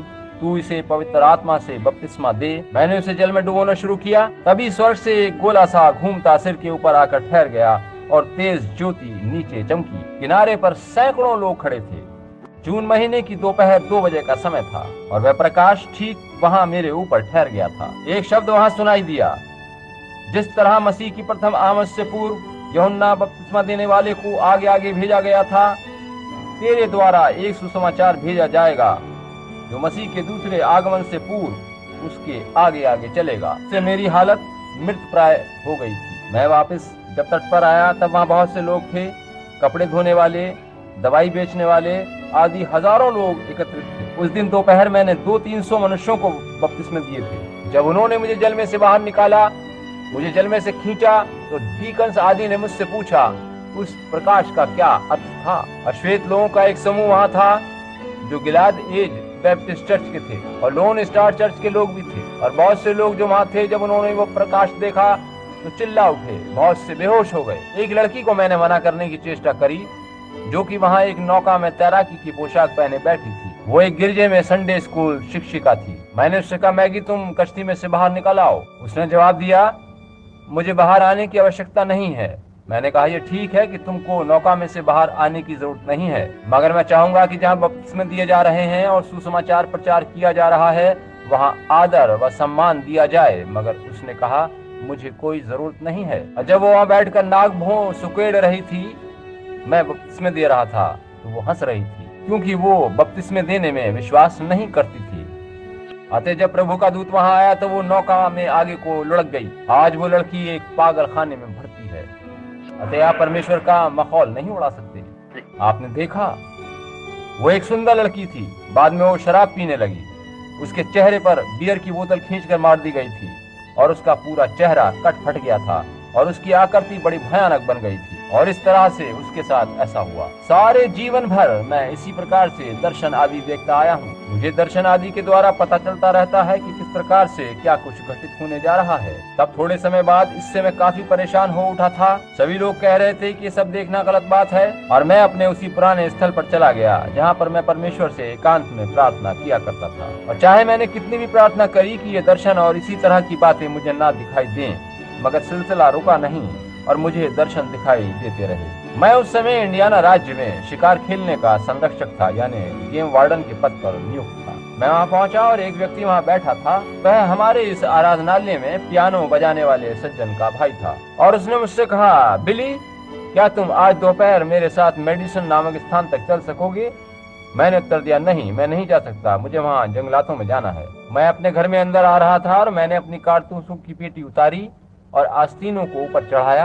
हम 2 कमरों वाले मकान में रह रहे थे। मैं खाना खाने के लिए हाथ मुंह धोने जा रहा था। मैंने हाथ धोए और मकान के बगल से होकर गुजर रहा था जहाँ पर बड़ा सा छायादार वृक्ष था और सहसा आवाज गूंज उठी और मैं लगभग मृत प्राय सा हो गया। मैंने इधर उधर देखा और समझ गया कि फिर से कुछ दिखाया जाने वाला है। मैं सीढ़ियों पर ही बैठ गया और वो सज्जन ये देखकर अपनी कार से कूदकर मेरे पास दौड़ कर आए और पूछा, बिली क्या तुम्हें बेहोशी आ रही है? मैंने कहा, नहीं श्रीमान। उन्होंने पूछा, बिली क्या बात है? और मैंने कहा, मुझे नहीं मालूम, आप जाए भाई, मैं ठीक हूँ, धन्यवाद। मेरी पत्नी बाहर आ गई थी और वो एक कटोरा पानी लेकर आई और पूछा, प्रिय क्या हुआ? मैंने कहा, प्रिय कुछ नहीं। और उसने कहा, आओ भोजन तैयार है। और उसने मुझे बाहों का सहारा देकर घर के अंदर ले जाने की कोशिश करी। मैंने कहा, प्रिय मैं तुमसे कुछ कहना चाहता हूँ। मैंने कहा, तुम उन्हें फोन करके कह दो कि आज दोपहर मैं कहीं नहीं जा पाऊंगा। मैंने कहा, प्रिय मैडा, मैं अपने मन में इस बात को जानता हूँ कि मैं यीशु मसीह से प्रेम करता हूँ। मैं जानता हूँ कि मैं मृत्यु से जीवन में प्रवेश कर चुका हूँ, मगर मैं नहीं चाहता कि शैतान का मुझ में कुछ भी रहे। मैं इस तरह से और सहन नहीं कर सकता। मैं तो बंदी बन गया हूँ। मैंने कहा, ये सारी बातें, ये दौरे, ये दर्शन, उन दिनों में मैं नहीं समझता था कि ये दर्शन है। ये दौरे जो मुझे पड़ते हैं, ये घटनाएं जो मेरे साथ घट रही हैं, ये सब क्या है? कुछ पता नहीं। और प्रिय, मैं यीशु को प्रेम करता हूँ और नहीं चाहता कि इस प्रकार की शैतानी बातें मेरे साथ हों। पत्नी ने कहा, ओ बिली, तुम्हें लोगों की बातों पर ध्यान नहीं देना चाहिए। मैंने कहा, मगर प्रिय, दूसरे प्रचारकों को देखो, मैं ये सब नहीं चाहता। मैं जंगल में अपने उसी स्थान पर जा रहा हूँ। मेरे पास लगभग $15 है। तुम बिली की देखभाल करना। बिली तब बहुत छोटा सा बच्चा था। मैंने कहा, ये पैसे तुम्हारे और बिली के लिए थोड़े समय तक काफी होंगे, और उन लोगों को फोन पर कह दो कि मैं कल तक वापस आ जाऊंगा, और हो सकता है शायद कभी लौट कर आ भी ना पाऊं। उनसे कहना, अगर मैं 5-6 दिन में लौट कर न आ सकूं तो मेरी जगह दूसरा आदमी रख ले। मैंने कहा, मैडम, मैं उस जंगल से तब तक वापस नहीं लौटूंगा जब तक परमेश्वर इस बात का वायदा न करे कि वह ये सब अजीब बातें मुझसे दूर करेगा और ये कभी फिर मुझे तंग नहीं करे। आप जरा सोचिए कि मनुष्य कितना अज्ञानी हो सकता है। और उस रात में वहां ऊपर जंगल में चला गया। वहां पर एक पुरानी केबिन थी। उसी के फर्श पर मैं प्रार्थना करता रहा। मुझे देरी हो चुकी थी और मैं दूसरे दिन ऊपर और आगे पहाड़ों में, जंगलों में जाने वाला था। मैं नहीं सोचता कि FBI भी मुझे वहां से खोज पाती। मैं इस पुरानी केबिन में था। मैं पूरे दोपहर बाद उसी में प्रार्थना करता रहा था और इस समय काफी अंधेरा हो चुका था। मैंने प्रार्थना करी और पवित्र शास्त्र में से वो लेख पढ़ा जहाँ यूं लिखा है, भविष्यद्वक्ता की आत्मा उसके अपने वश में होती है। मैं इसका मतलब नहीं समझ पाया। उस समय पुरानी केबिन में काफी अंधियारा छा गया था। जब मैं छोटा बालक था तो इसी केबिन में ठहरता था और वहीं से इधर उधर जाकर मछली का शिकार खेलता और रात को वहीं केबिन में गुजारा करता था। एक पुरानी सी टूटी फूटी केबिन थी जो काफी वर्षों से वहाँ खड़ी थी। इस हालत में आने से पहले इसमें जरूर कोई किराएदार कभी रहता होगा। अतः मैं वहीं पर प्रतीक्षा कर रहा था। मैं वहाँ सोचता रहा। 1 बजा, 2 बजे और सुबह के 3 बज गए। मैं फर्श पर चहलकदमी करता रहा, इधर से उधर चलता रहा। मैं फिर वहां पर रखे एक स्टूल पर बैठ गया। चौकी नहीं, वो एक छोटा सा बक्सा था, उस पर बैठ गया। हे परमेश्वर, आप मेरे संग ऐसा क्यों कर रहे हैं? मैंने कहा, पिता, आप जानते हैं कि मैं आपसे प्रेम करता हूँ। आपको मालूम है कि मैं आपसे प्रेम करता हूँ। मैं नहीं चाहता कि शैतान मुझ में वास करे। मैं नहीं चाहता कि वो घटनाएं मेरे साथ घटती रहें। परमेश्वर, कृपा करके ऐसा होने दें कि वे फिर कभी मेरे साथ न घटे। मैंने कहा, मैं आपको प्रेम करता हूँ। मैं नरक में नहीं जाना चाहता। अगर मैं ही गलत हूँ तो फिर मेरे प्रचार करने और इस दिशा में मेहनत करने का लाभ ही क्या है? तब तो न केवल मैं स्वयं को नरक की ओर ले जा रहा हूँ, वरन हजारों लोगों को भी गलत दिशा दिखा रहा हूँ या सैकड़ों लोगों को गलत बता रहा हूँ। उन दिनों मेरे पास बड़ी सेवकाई और मैंने कहा, मैं नहीं चाहता कि ऐसी बातें मेरे साथ फिर कभी हों। और मैं उस छोटी सी चौकी पर बैठ गया। ओह, और मैं कुछ इस तरह से मैं इस तरह से बैठा था और अचानक एक प्रकाश कमरे में कौन था। मैंने सोचा कि कोई बत्ती हाथ में लिया आ रहा है और मैंने चारों ओर देखा और सोच ही रहा था और वह प्रकाश ठीक मेरे सामने था। पुराने लकड़ी के तख्ते फर्श पर पड़े थे। एक पुराना ड्रम स्टोव वहाँ कोने में धरा था जिसका ऊपरी भाग काट दिया गया था और वह प्रकाश ठीक मेरे सामने था और ठीक मेरे सामने फर्श पर वो प्रकाश ठहरा हुआ था। और मैंने सोचा, ये कहाँ से आया है? यह ऐसे तो आ नहीं सकता। मैंने इधर उधर देखा और वही प्रकाश मेरे ऊपर था। वो ठीक मेरे ऊपर टंगा था, इस प्रकार से स्थिर था। वह आग के गोले की तरह से घूम रहा था और उसमें से कुछ हरा सा प्रकाश निकल रहा था और उसके ऊपर से इस प्रकार की आवाजें आ रही थी। मैंने उसे देखा और सोचने लगा कि क्या है। मैं डर गया था और मैंने किसी के आने की आहट सुनी। बस कोई नंगे पांव चलकर आ रहा था। पूरे कमरे में अंधेरा था, मगर जहाँ रोशनी थी वहाँ पर मैंने एक मनुष्य के पांव को आते देखा। मैंने एक मनुष्य के पांव को देखा जो वहाँ आ रहे थे और जब वो कमरे में दाखिल हुआ और आगे को आया तो मैंने देखा कि वह मनुष्य लगभग 200 पाउंड वजन का रहा होगा। उसने इस प्रकार से अपने हाथों को मोड़ रखा था। मैंने उसे घूमती हुई तेज हवा के गोले के रूप में देखा था। मैंने उसको बातें करते सुना था और उसको प्रकाश के रूप में देखा था, मगर पहली बार मैंने उसे उसके इस स्वरूप में देखा। वो मेरे पास चलकर आया, एकदम निकट। मित्रों, ईमानदारी से कह रहा हूँ कि मुझे लगा कि मेरा हृदय काम करना बंद कर देगा। मैं कल्पना कर सकता हूँ।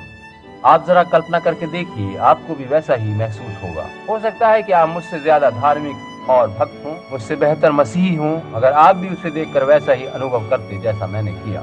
सैकड़ों बार मेरे पास आने के बाद भी जब वो मेरे निकट इस तरह से आया तो मानो मुझे लकवा मार गया। कभी कभी ऐसा भी हुआ कि मैं लगभग मृतप्राय हो गया। बहुत कमजोरी सी मुझे महसूस हुई। जब मैं बहुत देर तक मंच पर वचन प्रचार करता रहा तो बहुत बार मुझे ऐसा लगा कि मैं खत्म हो गया हूँ। मैंने स्वयं को घंटों तक उनके अंदर डूबा पाया है और मुझे उस अवधि में ये भी पता नहीं होता था कि मैं कहाँ हूँ और मैं इसकी व्याख्या नहीं कर सकता। पवित्र शास्त्र में पढ़कर देखिए, वही इसकी व्याख्या करेगा। पवित्र शास्त्र ऐसा ही बताता है। अतः मैं वहाँ बैठा था और उसकी ओर देख रहा था। मैंने इस प्रकार से अपना हाथ उठा रखा था, वो ठीक मेरी ओर ही देख रहा था और बड़ा खुशगवार दिखाई दिया था, मगर उसकी आवाज बहुत गहरी थी और उसने कहा, मत डर, मैं सर्वशक्तिमान परमेश्वर की उपस्थिति में से भेजा गया हूँ। जब उसने ये शब्द कहे तो ये वही आवाज थी जो मुझसे उस समय बोली थी जब मैं 2 वर्ष का बालक था, और बाद में भी यही आवाज मुझसे बातें करती रही है। मैंने जान लिया था कि ये प्रभु ही था। अब वो बातचीत सुनिए जो उसके साथ हुई। मैं अपनी जानकारी से शब्द दर शब्द उसे बताना चाहता हूँ। मैं मुश्किल से वो सब याद कर पाया हूँ। मैं इस प्रकार से उसकी ओर देख रहा था। उसने बड़े शांत स्वर में कहा, मत डर, मुझे सर्वशक्तिमान परमेश्वर की उपस्थिति में से भेजा गया है कि तुम्हें बताया जाए कि तुम्हारा जन्म विशेष चिन्ह के साथ हुआ है। आप जानते ही हैं कि मेरा जन्म जब हुआ तो क्या हुआ था। जब मेरा जन्म हुआ था तो मेरे ऊपर वही प्रकाश ठहरा हुआ देखा गया था, और इसीलिए उसने कहा, तुम्हारा अजीबोगरीब जन्म और गलतफहमी से भरा तुम्हारा जीवन यह संकेत देने के लिए है कि तुम्हें सारी दुनिया में जाकर बीमारों के लिए प्रार्थना करनी है। उसने आगे कहा, चाहे उन्हें किसी भी तरह की बीमारी हो, और परमेश्वर जो मेरा न्यायी है वो जानता है कि उसने कहा, कैंसर की बीमारी भी चाहे हो, अगर तुम लोगों को अपने ऊपर विश्वास कराने में सफल होगे और निष्ठा के साथ प्रार्थना करोगे, हमारी प्रार्थना के सामने कोई भी बीमारी नहीं ठहर सकेगी, यहाँ तक कि कैंसर भी नहीं। देखा आपने, कहा गया, यदि तू लोगों को विश्वास करने के लिए तैयार कर सका। और मैंने पाया कि वो मेरा शत्रु नहीं था, वो मेरा दोस्त था, और मैं नहीं जानता था कि जब वो मेरे नजदीक आ रहा था उस समय मैं मरने जा रहा था या क्या घटित हो रहा था। और मैंने कहा, श्रीमान, मैं तब चंगाई देने व वरदान आदि के बारे में जानता ही कुछ नहीं था। मैंने कहा, श्रीमान, मैं एक निर्धन व्यक्ति हूँ। और मैंने कहा, मैं अपने लोगों के मध्य में रहता हूँ, मैं अपने निर्धन लोगों के बीच में रहता हूँ, मैं पढ़ा लिखा नहीं हूँ। और मैंने कहा, मैं ऐसा नहीं कर पाऊंगा, लोग मुझे समझ नहीं पाएंगे, वो मेरी सुनेंगे ही नहीं। और उसने कहा, जिस प्रकार से मूसा को 2 वरदान यानी चिन्ह दिए गए थे ताकि उसकी सेवकाई की पहचान हो सके, उसी प्रकार तुम्हें भी 2 वरदान दिए जा रहे हैं जिससे कि तुम्हारी सेवकाई जीवंत प्रकट हो सके। उसने कहा, एक वरदान तो ये होगा कि जिस व्यक्ति के लिए तुम प्रार्थना करोगे उसका सीधा हाथ तुम अपने उल्टे हाथ से पकड़ना और उसके बाद फिर शांत खड़े हो जाना, और एक प्रभाव, शारीरिक प्रभाव तुम्हारी देह पर उत्पन्न होगा, तब तुम प्रार्थना करना। तब यदि वह उत्पन्न प्रभाव समाप्त हो जाए तो समझना कि बीमारी उस मनुष्य को छोड़कर चली गई है। यदि वो प्रभाव ना जाए तो बस उसके लिए आशीष मांगकर आगे बढ़ जाना। मैंने कहा, श्रीमान, मुझे संदेह है, वे मुझे ग्रहण नहीं करेंगे। और उसने कहा, दूसरी बात ये होगी कि अगर वे लोग उस चिन्ह को नहीं मानेंगे तो दूसरे को सुनेंगे। और उसने कहा, तब ऐसा होगा कि तुम उनके हृदय के गुप्त भेदों और बातों को जान लोगे, वे लोग इस पर तुम्हारी सुनेंगे। मैंने कहा, श्रीमान, इसी वजह से तो आज रात मैं यहाँ हूँ। मेरे साथी सेवकों ने मुझसे कहा है कि वे चीजें जो मेरे साथ घट रही हैं वे सब गलत हैं। इसी उद्देश्य से तुम्हारा जन्म इस दुनिया में हुआ है। देखिए कि वरदान और बुलाहट बिना पश्चाताप के हैं। उसने कहा, तुम्हारा जन्म इस दुनिया में इसीलिए हुआ है। और मैंने कहा, श्रीमान, मेरे धार्मिक सेवकगण कहते हैं कि वह सब दुष्ट आत्माओं का चक्कर था। और मैंने कहा कि इसी वजह से मैं यहाँ प्रार्थना करने आया हूँ, और यहाँ मैं इस बात पर उसकी टिप्पणी बता रहा हूँ। उसने मुझे प्रभु यीशु के प्रथम आगमन का हवाला देते हुए कहा, यह अजीब बात, मैं यहाँ थोड़ा सा रुक कर कुछ कहना चाहता हूँ। जब भी मैं किसी ज्योतिषी से मिला हूँ तो मुझे बहुत डर लगा है। वे लोग पहचान जाते हैं कि कुछ विशेष घटित हुआ है, और उनका इस बारे में कुछ भी कहना मेरा दम ही निकाल देता था। उदाहरण के लिए, एक दिन मैं और मेरा चचेरा भाई एक मेले में से गुजर रहे थे। हम लड़के से ही थे और वहाँ पर घूम रहे थे। वहाँ एक नवयुवती एक तंबू के सामने बैठी थी जो कि जोशी थी। वह देखने में एक भली युवती थी जो वहाँ बैठी थी। हम सब वहाँ घूम रहे थे कि उसने कहा, तुम जरा 1 मिनट के लिए यहाँ आना। और हम तीनों लड़कों ने घूम कर देखा, और उसने कहा, तुम जो धारीदार जर्सी पहने हो, और वो मैं था। और मैंने कहा, जी हाँ मैडम। मैंने सोचा शायद वो मुझसे कोई कोका कोला आदि पीने को मंगाना चाहती है। वो महिला जो वहाँ बैठी थी वो 20 वर्ष के आसपास रही होगी। और मैं उनके पास पहुंचा और पूछा, मैं आपकी क्या सेवा कर सकता हूँ मैडम? और उसने कहा, क्या तुम्हें मालूम है कि एक प्रकाश तुम्हारे संग संग चलता है? तुम्हारा जन्म एक विशेष चिन्ह के अंदर हुआ है। मैंने पूछा, आपका क्या मतलब है? उसने कहा, तुम्हारा जन्म किसी विशेष चिन्ह सहित हुआ था। एक प्रकाश तुम्हारे साथ साथ रहता है। तुम्हारा जन्म दिव्य बुलाहट के उद्देश्य से हुआ है। आए महिला, आप ये सब रहने दीजिए। मैं आगे बढ़ गया क्योंकि मेरी माँ ने हमेशा मुझे यही सिखाया था कि ये सब शैतानी विद्या होती है। वो ठीक कह रही थी। अतः मैं भयभीत हो गया। और एक दिन जब मैं गेम वार्डन के पद पर था तो मैं बस से कहीं जा रहा था। मैं बस में चढ़ा। मुझे हर समय ऐसा लगता था कि मैं आत्माओं के अधीन हूँ। मैं बस में खड़ा था और एक नाविक मेरे पीछे खड़ा था। मैं गश्ती ड्यूटी करने जा रहा था। मैं बस में था और हेनरी विले जंगलातों में गश्ती ड्यूटी पर जा रहा था और मुझे लगातार अजीब सी अनुभूति हो रही थी। मैंने बस में चारों ओर देखा और पाया कि वहाँ एक भारी भरकम महिला बैठी थी। वो अच्छे सुरुचिपूर्ण ढंग से वस्त्र पहने थी। उसने पूछा, आप कैसे हैं? उसने पूछा, आपके क्या हाल चाल है? मैंने सोचा एक महिला बात कर रही है, आप समझे। अतः मैं चुप रहा। उसने फिर कहा, मैं तुमसे थोड़ी सी बातचीत करना चाहती हूँ। मैंने कहा, जी मैडम कीजिए। और मैंने दूसरी तरफ मुंह घुमा लिया। उसने कहा, क्या आपको पता है कि आपका जन्म एक चिन्ह के अंतर्गत हुआ है? मैंने सोचा ये भी एक वैसी अजीब महिला है, इसलिए मैं बस बाहर की ओर देखता रहा और एक शब्द भी नहीं बोला, चुप खड़ा रहा। उसने फिर पूछा, क्या मैं तुमसे 1 मिनट बात कर सकती हूँ? उसने कहा, ऐसे मत करो। मैं बस आगे की ओर देखता रहा। मैंने सोचा कि ये भले मनुष्यों का सा व्यवहार तो नहीं है। उसने कहा, मैं एक क्षण आपसे बात करना चाहती हूँ। मैं सामने की ओर देखता रहा और मैंने उस पर कोई ध्यान नहीं दिया। सीधे सीधे मैंने सोचा कि देखूं वो भी क्या मेरे बारे में वही बात कहती है जो औरों ने कही है। मैं मुड़ा और सोचकर कांप सा गया। हे प्रभु, मैं वैसी बातों को सुनने से घृणा करने लगा था। मैंने उसकी ओर से फिर मुंह फेर लिया।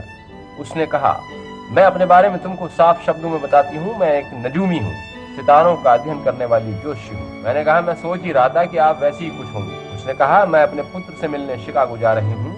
वह वहाँ बैप्टिस्ट प्रचारक है। मैंने कहा, जी मैडम। उसने कहा, क्या कभी किसी ने तुमको बताया है कि तुम्हारा जन्म विशेष चिन्ह के साथ हुआ है? मैंने कहा, नहीं मैडम। मैंने उससे झूठ कह दिया। मैं देखना चाहता था कि वो क्या कहती और मैंने उससे कह दिया, नहीं मैडम। और उसने पूछा, क्या कभी किसी प्रचारक सेवकगण ने ये नहीं बताया? मैंने कहा, मुझे प्रचारकों से कुछ मतलब ही नहीं पड़ता। उसने पूछा, अगर मैं तुम्हें ये बता दूं कि तुम्हारा जन्म कब हुआ था तो क्या तुम मुझ पर विश्वास करोगे?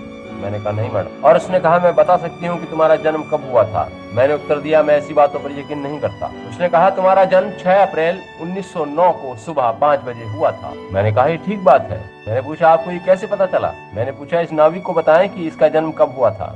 उसने उत्तर दिया, मैं नहीं बता सकती। मैंने पूछा, क्यों? तुमको मेरे जन्म का पता कैसे मालूम हुआ? उसने कहा, श्रीमान देखिए ऐसा है। और उसने खगोल विद्या के बारे में समझाना शुरू किया। और उसने कहा कि प्रत्येक इतने वर्षों के बाद कुछ खास घटित होता है। उसने बताया, तुम्हें याद है कि वह भोर का तारा निकला था जो उन मजूसियों को यीशु मसीह तक ले गया था। और मैं तो आप देखिए बिल्कुल तटस्थ बन गया था। और मैंने कहा, मैं धर्म के बारे में कुछ भी नहीं जानता, जरा भी नहीं। और उसने कहा, भाई तुमने उन ज्ञानियों या मजूसियों के बारे में तो सुना होगा जो यीशु को देखने गए थे? मैंने कहा, जी हाँ। और उसने पूछा, वो ज्ञानी लोग कौन थे? मैं तो बस यही जानता हूँ कि वो ज्ञानी लोग थे। उसने पूछा, भाई ज्ञानी लोग किसे कहते हैं? और उसने कहा, वो वैसे ही होते हैं जैसे मैं हूँ, एक ज्योतिषी, सितारों का अध्ययन करने वाला। उन्हें ही मजूसी या ज्ञानी कहते हैं। और उसने कहा, इससे पहले कि परमेश्वर कोई काम धरती पर करे, वह उसे पहले आकाश में करता है और फिर उसके बाद धरती पर करता है। और मैंने कहा, मुझे नहीं पता। और उसने कहा, देखो।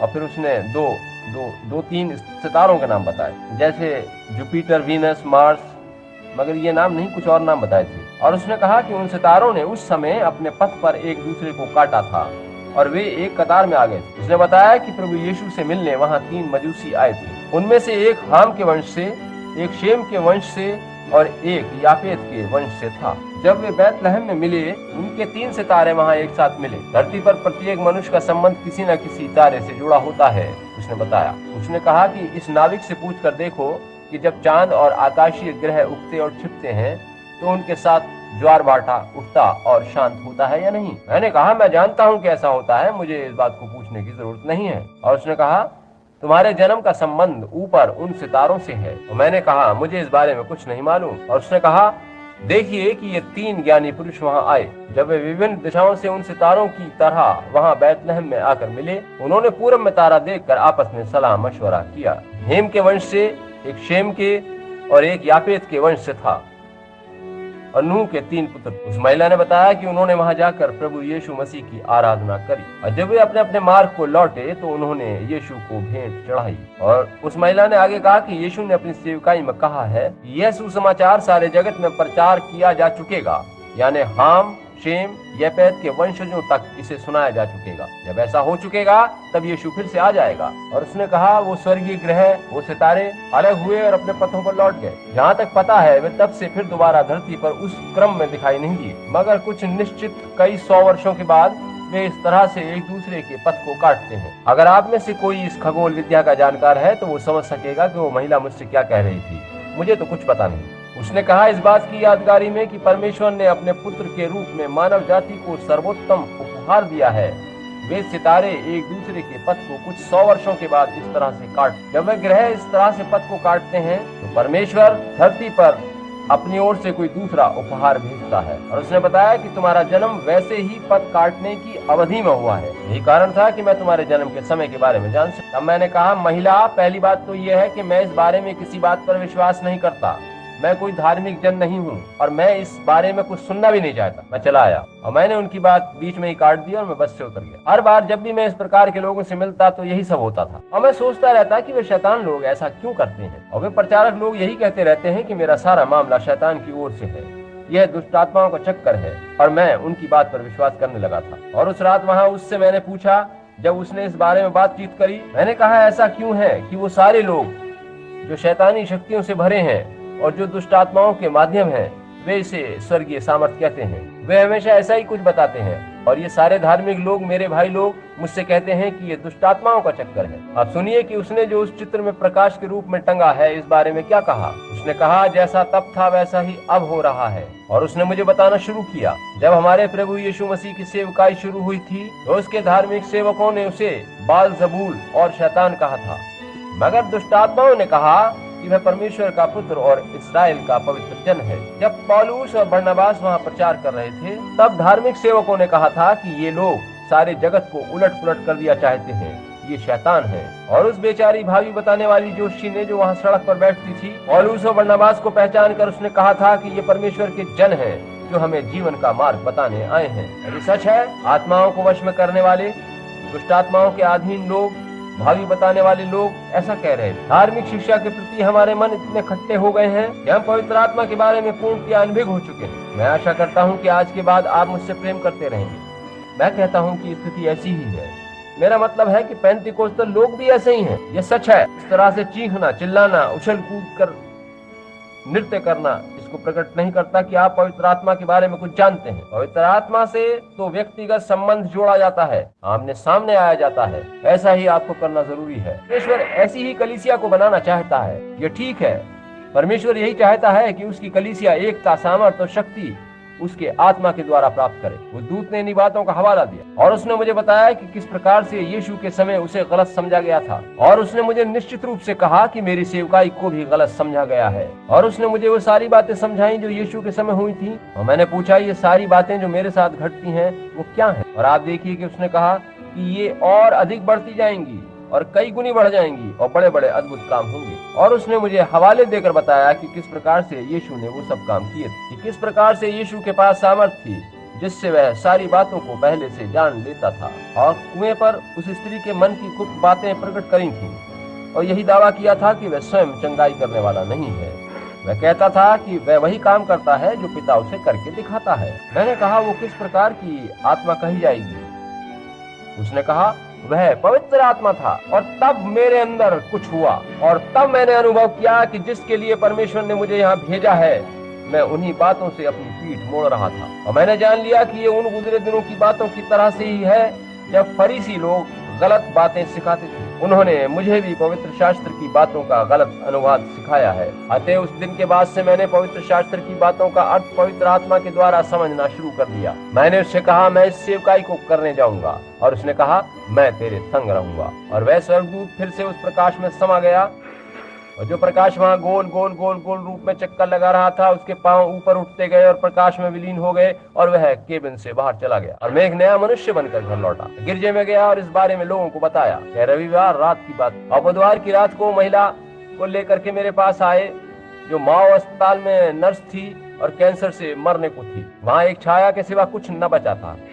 जब मैं उसके पास पहुंचा कि उसका हाथ पकड़ूं, तभी मैंने उसके बारे में दर्शन में देखा कि वो फिर से नर्स का काम कर रही है। और लुईविले के अस्पताल में उसका नाम तब भी मृतकों की सूची में दर्ज था जो कई वर्ष पूर्व उनके हिसाब से मर चुकी थी। वो आज जेफरसन विले में कई वर्षों से नर्स के पद पर काम कर रही है। क्योंकि मैंने उसको दर्शन में देख लिया था, मैं मुड़ा और जो कुछ कहने जा रहा था मुश्किल से उस बात को समझ पा रहा था। मुझे उस समय फुरफुरी आ रही थी जब वो पहला मरीज लेकर मेरे सामने आए और सारी नर्सें और अन्य लोग वहाँ खड़े थे। उसके चेहरे पर मुर्दगी छाई थी और उसकी आंखें पलट चुकी थी। उसका नाम मार्गी मॉर्गन था। अगर आप उसे पत्र लिखना चाहें तो उसका पता है 411 no block avenue, Jeffersonville, Indiana, या फिर क्लार्क काउंटी अस्पताल, जेफरसनविल, इंडियाना को लिखें। वो स्वयं आपको अपनी गवाही देगी। मैंने उस महिला की देह को देखा। वो मेरा पहला मामला था और मैंने उसके बारे में दर्शन देखा। मैंने उसे नर्स का काम करते, चलते फिरते, अच्छा, बलिष्ठ और तंदुरुस्त देखा। मैंने कहा, यहोवा यूं कहता है, तुम जीवित रहोगी, मरोगी नहीं। उसका पति दुनियावी दृष्टि से काफी बड़ा आदमी था। उसने मेरी ओर इस तरह से देखा और मैंने उससे कहा, श्रीमान, आप चिंता न करें, आपकी पत्नी जीवित रहेगी। उसने मुझे बाहर बुलाया और 2-3 डॉक्टरों के नाम लिए और पूछा, क्या आप उन्हें जानते हैं? मैंने कहा, जी हाँ। उसने कहा, मैं डॉक्टरों के साथ गोल्फ खेलता हूँ। उन्होंने बताया है कि कैंसर इसकी आंतों में बुरी तरह से फैल चुका है, आप उसे धोकर भी साफ नहीं कर सकते। मैंने कहा, मैं परवाह नहीं करता कि उसके अंदर कौन सा रोग है। मैंने अपने अंदर गहराई में एक दर्शन देखा है और उस दूत ने जो मनुष्य के रूप में मुझे मिला था, मुझसे कहा था उसने कि मैं जो भी दर्शन में देखूं वही कहूं और वैसा ही घटित होगा। और उसने ऐसा कहा था और मैं उसकी बात पर विश्वास करता हूँ। परमेश्वर की प्रशंसा होवे। तब से कुछ दिन बाद ही वो महिला चलने फिरने लगी थी और अपने काम करने। वह पूर्ण रूप से स्वस्थ है और उसका वजन लगभग 160 पाउंड होगा। तब जब मैंने उससे इकाई और दूध की बात को ग्रहण कर लिया तो वो सब तरफ फैलने लगी। तब रॉबर्ट डॉल्टी ने मुझे बुलाया और यह खबर नीचे टेक्सास से होती हुई सारी दुनिया में फैल गई। और एक रात लगभग 4 या 5 बार ऐसा हुआ। मैं तब तक अन्य भाषाएं बोलना आदि के मामले को समझ नहीं पाया था। मैं पवित्र आत्मा के बपतिस्मे में विश्वास रखता था और विश्वास करता था कि लोग अन्य भाषाएं बोल सकते हैं। एक रात जब मैं सैन एंटोनियो टेक्सास के एक गिरजे में प्रवेश कर रहा था, तब जो ही मैं वहां पहुंचा, वहां बैठे एक व्यक्ति ने बंदूक की गोली किसी तेजी से अन्य भाषा बोलना शुरू कर दिया, या यूं कहें कि वो तोप की गति से बोल रहा था। वहां पीछे, बहुत पीछे से एक अन्य व्यक्ति उठकर खड़ा हुआ और कहने लगा कि यहोवा यूं फरमाता है, जो मनुष्य इस समय मंच पर चलता हुआ आ रहा है, सर्वशक्तिमान परमेश्वर ने उसको एक सेवकाई सौंपी है और सेवकाई को अभिषिक्त किया है। और किस तरह से यूहन्ना बपतिस्मा देने वाले को यीशु मसीह के प्रथम आगमन से पूर्व उसके आगे आगे भेजा गया था, उसी प्रकार से इस व्यक्ति के पास एक सुसमाचार है जिसके द्वारा प्रभु यीशु मसीह का दूसरा आगमन होगा। मुझे लगा कि मैं जूतों समेत धरती में गड़ गया। मैंने उसकी ओर देखकर पूछा, क्या आप उस मनुष्य को जानते हैं? उसने उत्तर दिया, नहीं श्रीमान। मैंने उससे फिर पूछा, क्या आप उसे जानते हैं? उसने कहा, नहीं श्रीमान। मैंने पूछा, क्या आप मुझसे परिचित हैं? उसने कहा, नहीं श्रीमान। मैंने पूछा, तब आप यहाँ कैसे आए? उसने कहा, मैंने सभा के बारे में समाचार पत्रों में पढ़ा था और वह उस सभा की पहली शाम ही थी। मैंने उसे देखते हुए फिर पूछा, आप यहाँ कैसे आए? और उसने कहा, मुझे मेरे कुछ परिचितों ने बताया कि आप दिव्य चंगाई देने वाले सज्जन यहाँ आ रहे हैं, बस मैं चला आया। मैंने पूछा, क्या आप दोनों एक दूसरे को जानते हैं? उसने कहा, नहीं। हे प्रभु, तब मैंने जान लिया कि पवित्र आत्मा की वही सामर्थ्य यहाँ काम कर रही है। कुछ समय पहले मैं समझता था कि ये सब गलत बातें हैं और मैं जान रहा था कि परमेश्वर का वही दूत उन लोगों के द्वारा यह सब करवा रहा है। हालांकि उसमें बहुत से मतों सिद्धांतों को मानने वाले लोगों की मिलीजुली भीड़ थी, मगर उसमें कुछ वास्तविक लोग भी थे और मैंने देख लिया था कि यह सत्य है। ओ वर्षों गुजर गए जब सभाओं में लोग दर्शन आदि पाया करते थे। एक बार मैं शायद अरकानसा में एक वचन प्रचार कर रहा था जब एक फोटोग्राफर ने कैमरे से उस प्रकाश का चित्र खींचा। वह ऐसी ही एक सभा थी, ऐसा ही सभागार था। मैं वहां मंच पर खड़ा इसी प्रकाश के बारे में समझाने की चेष्टा कर रहा था। लोग बैठे सुन रहे थे, बहुत से इस बारे में जानते थे। वहां मेथोडिस्ट, प्रेस्बिटेरियन, बैप्टिस्ट आदि लोग बैठे थे। और तभी मैंने द्वार की ओर देखा तो वही दिव्य प्रकाश द्वार से भीतर आ रहा था और की आवाज हो रही। और मैंने कहा, मुझे इस बारे में और अधिक कहने की जरूरत नहीं है क्योंकि अब वो स्वयं यहाँ उपस्थित हो गया है। और वो ऊपर उठने लगा और लोग चीत्कार कर उठे। वह प्रकाश वहां आकर मेरे चारों ओर ठहर गया जहाँ मैं खड़ा था। जब वहां स्थिर हो ही रहा था तभी एक सेवक दौड़कर वहां आया और बोला, कहिए, मैं उसे देख रहा हूँ। और वह उस प्रकाश से अंधा सा होकर लड़खड़ाता हुआ पीछे को हट गया। आप उस व्यक्ति के चित्र को पुस्तक में देख सकते हैं। आप चित्र में देख सकते हैं कि किस प्रकार से वो इस तरह से सिर झुकाकर लड़खड़ाता सा पीछे को हट रहा है और वह प्रकाश वहाँ ठहर गया था, जैसे कि समाचार पत्र के फोटोग्राफर ने उसी समय उसका चित्र खींच लिया था। मगर उस समय परमेश्वर तैयार नहीं था कि लोग उस पर टिप्पणी करें। और ह्यूस्टन टेक्सास में एक रात यूं हुआ, जैसे कि आप संगीत सम्मेलन आदि में देखते हैं कि सभागार की क्षमता से अधिक लोग आ जाते हैं, ठीक वैसे ही वहाँ उस समय 8,000 लोग उस सभागार की क्षमता से अधिक वहाँ जमा हुए थे। वे लोग वहाँ उस विशाल साम ह्यूस्टन कॉलेजियम में आए थे। वहाँ उस वाद विवाद में उस रात एक बैप्टिस्ट प्रचारक ने मेरे बारे में कहा था कि मैं और कुछ नहीं, बस एक निचले स्तर का पाखंडी, एक धार्मिक नकलची व्यक्ति हूँ, और ये कहा कि मुझे उस नगर से बाहर खदेड़ देना चाहिए और उसे ही ये काम सबसे पहले करना है। भाई बोसवर्थ ने मुझसे कहा, भाई ब्रैनम, क्या आप चाहेंगे कि ऐसा कुछ हो जाए? उस व्यक्ति को थामिए। मैंने कहा, नहीं श्रीमान, मैं बेकार की बातों में हंगामा करने में विश्वास नहीं करता। समाचार हंगामा खड़ा करने के लिए नहीं है, ये तो जीने के लिए है। मैंने कहा, चाहे आप उसे कितना भी समझाएं, वह तो ऐसा ही करना चाहेगा, उसको कुछ भी अंतर नहीं पड़ेगा। यदि परमेश्वर ही उसके हृदय से बात नहीं कर सकता तो मैं कैसे कर सकता हूँ? दूसरे दिन उस व्यक्ति ने आकर कहा, देखिए, ह्यूस्टन क्रॉनिकल समाचार पत्र लिखता है कि इससे पता चलता है कि उनकी असलियत क्या है, कि वे जो कुछ प्रचार कर रहे हैं उसी के पक्ष में कुछ कहने से डर रहे हैं। इससे पता चलता है कि वास्तव में वो लोग क्या हैं। अपनी उम्र के 70वें दशक में चल रहे बुजुर्ग प्यारे भाई बोसवर्थ मेरे पास आए। उन्होंने मेरे गले में अपनी बाहें डाल के कहा, भाई ब्रैनम, आपका मतलब है कि आप इस मामले को जरा भी उठाना नहीं चाहते? मैंने कहा, नहीं भाई बोसवर्थ, नहीं श्रीमान, मैं इस मामले को जरा भी उठाने नहीं जा रहा। ऐसा करने से कुछ भला ना होगा। जब हम मंच पर से इस बारे में कुछ कहकर हटेंगे तो बस हंगामा खड़ा होगा और कुछ नहीं। मैंने कहा, अब मैं अपनी सभा करने जा रहा हूँ और मैं नहीं चाहता कि सारा मामला इस तरह से छिन्न भिन्न हो जाए। मैंने कहा, बस उसे कहने दीजिए। मैंने कहा, बस वो खड़खड़ा रहा है, उसे शोर मचाने दे। हमने उनसे पहले बात करी थी और उनसे बात करने से कुछ लाभ ना होगा। मैंने कहा, वो ठीक अपने सिर को थामे हुए चले जाएंगे यदि उन्हें सत्य का ज्ञान मिल जाएगा। और पवित्र शास्त्र बताता है कि सत्य का ज्ञान पाकर यदि वे उसे ग्रहण नहीं करते तो उन्होंने अलगाव की रेखा पार कर ली है और इसके लिए उन्हें कभी क्षमा नहीं किया जाएगा, न इस दुनिया में और न आने वाली दुनिया में। वे इन बातों को शैतान की बातें कहते हैं और वे मजबूर हैं। उनके अंदर एक शैतानी धार्मिक दुष्टात्मा वास कर रही है। लोगों को पता है कि ये बात सच है। ये सच है कि शैतानी आत्मा धार्मिक भी होती है। जी हाँ श्रीमान, वह जितना होना चाहिए उतनी ही सिद्धांतवादी होती है। जब मैं सिद्धांतवाद शब्द का प्रयोग कर रहा हूँ तो ये अच्छा नहीं लगता, मगर ये सच है। वे भक्ति का वेश तो भरते हैं मगर उसकी शक्ति को नहीं मानते। ये ठीक बात है। ये चिन्ह और अद्भुत काम ही तो हमेशा परमेश्वर को जीवन प्रकट करते हैं। और उसने कहा था कि अंत के समय में वैसा ही होगा। और ध्यान दें, बुजुर्ग भाई बोसवर्थ मेरे साथ आने वाले थे। वे कुछ थकावट अनुभव कर रहे थे, अभी जापान से लौटे हैं। वे यहाँ आने वाले थे, वे मेरे साथ लुबक जाएंगे। उनको कुछ जुकाम आदि हो गया है, इसीलिए वे और उनकी पत्नी इस समय यहाँ नहीं आ पाए हैं। और सभी सोच रहे थे कि उस समय वे कालिब की तरह से दिखाई पड़ रहे थे। वे मेरे पास खड़े थे और उन्होंने बड़ी प्रशंसनीय सी दृष्टि मुझ पर डालते हुए कहा, ठीक है भाई ब्रैनम, मुझे जाकर इसे करने दीजिए। उन्होंने कहा, अगर आप इस काम को नहीं करना चाहते तो मैं करूं। मैंने कहा, ओ भाई बोसवर्थ, मैं नहीं चाहता कि आप भी कुछ करें, आप हंगामा खड़ा कर देंगे। उन्होंने कहा, एक शब्द भी किसी तरह का हंगामा नहीं करेगा। अब इससे पहले मैं खत्म करूं, इस बात को सुनिए। भाई बोसवर्थ चले गए। मैंने उनसे कहा, आप जो भी करें उससे कुछ गड़बड़ ना हो, ये देखना। उन्होंने कहा, वादा रहा, ऐसा कुछ नहीं होगा। उस सभागार में उस रात लगभग 30,000 लोग जमा हुए थे। भाई वुड जो यहाँ बैठे हैं वे उस समय वहाँ थे। वे वहाँ उस सभागार में बैठे थे। मेरे लड़के ने या मेरी पत्नी ने पूछा,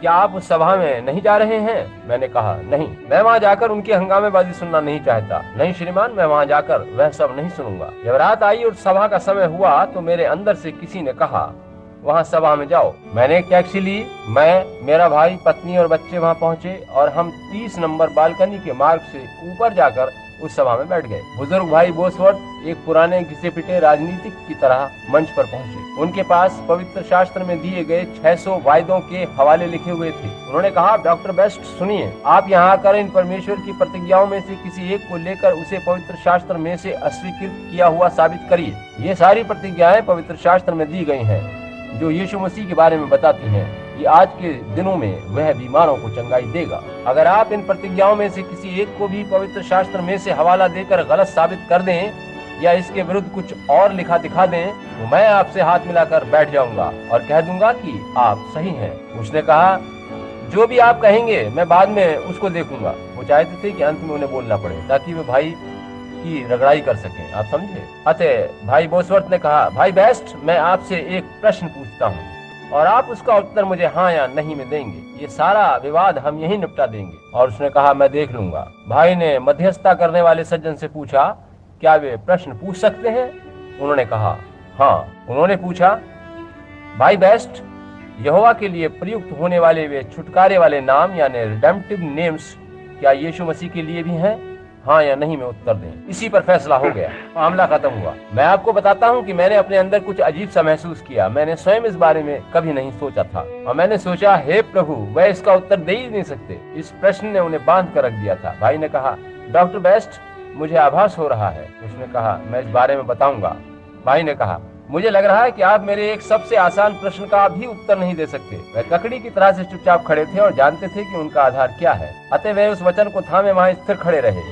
उनसे कहा गया कि आप 30 मिनट में ले सकते हैं, मैं बाद में उत्तर दूंगा। और वृद्ध भाई बोसवर्थ ने वह वचन लेकर उसे इस तरह से पवित्र शास्त्र में से जगह जगह से सत्य प्रमाणित किया कि उन सज्जन का चेहरा इतना लाल सुर्ख हो गया कि आप चाहें तो माचिस की तीली सुलगा लें। वह गुस्से में भरे अपनी कुर्सी से उठ खड़ा हुआ और उसने कागज फर्श पर फेंक दिए और उसने वहां खड़े होकर एक जोरदार उपदेश दिया। मैं खुद भी एक बैप्टिस्ट था और जानता था कि उनका विश्वास क्या है। वह पुनरुत्थान के विषय पर बोल रहे थे और कह रहे थे, जब यह नाशमान देह अविनाशी को पहन लेगी तब हमें दिव्य चंगाई मिलेगी। वे ऐसा कह रहे थे। क्या बात है, जब हम अविनाशी देह में बदल ही जाएंगे तो हमें दिव्य चंगाई की जरूरत क्या रह जाएगी। जब ये नाशमान अविनाशी को पहन लेगा, यानी जब मुर्दे जी उठेंगे। उन्होंने तो लाजर को फिर से जिलाने वाले यीशु के अद्भुत काम तक पर संदेह व्यक्त किया और ये कहा कि लाजर बाद में दोबारा मर गया था। यीशु ने बस अस्थायी काम किया था, आपने देखा।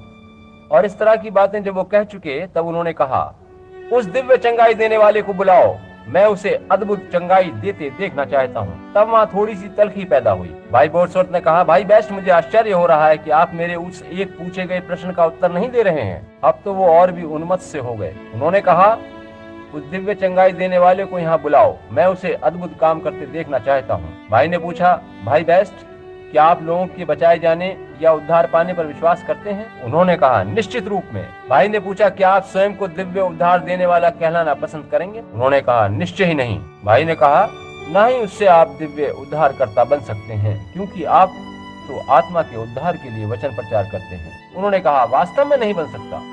भाई ने कहा, इसी प्रकार भाई ब्रैनम दिव्य चंगाई देने वाले नहीं बन जाते, क्योंकि वे तो शरीर के लिए दिव्य चंगाई का वचन प्रचार करते हैं। वे दिव्य चंगाई दाता नहीं हैं, वे तो बस लोगों को यीशु मसीह तक लाते और यीशु मसीह का परिचय देते हैं। और उसने फिर कहा, उन्हें बुलाओ, मैं उन्हें चंगाई देते देखना चाहता हूँ।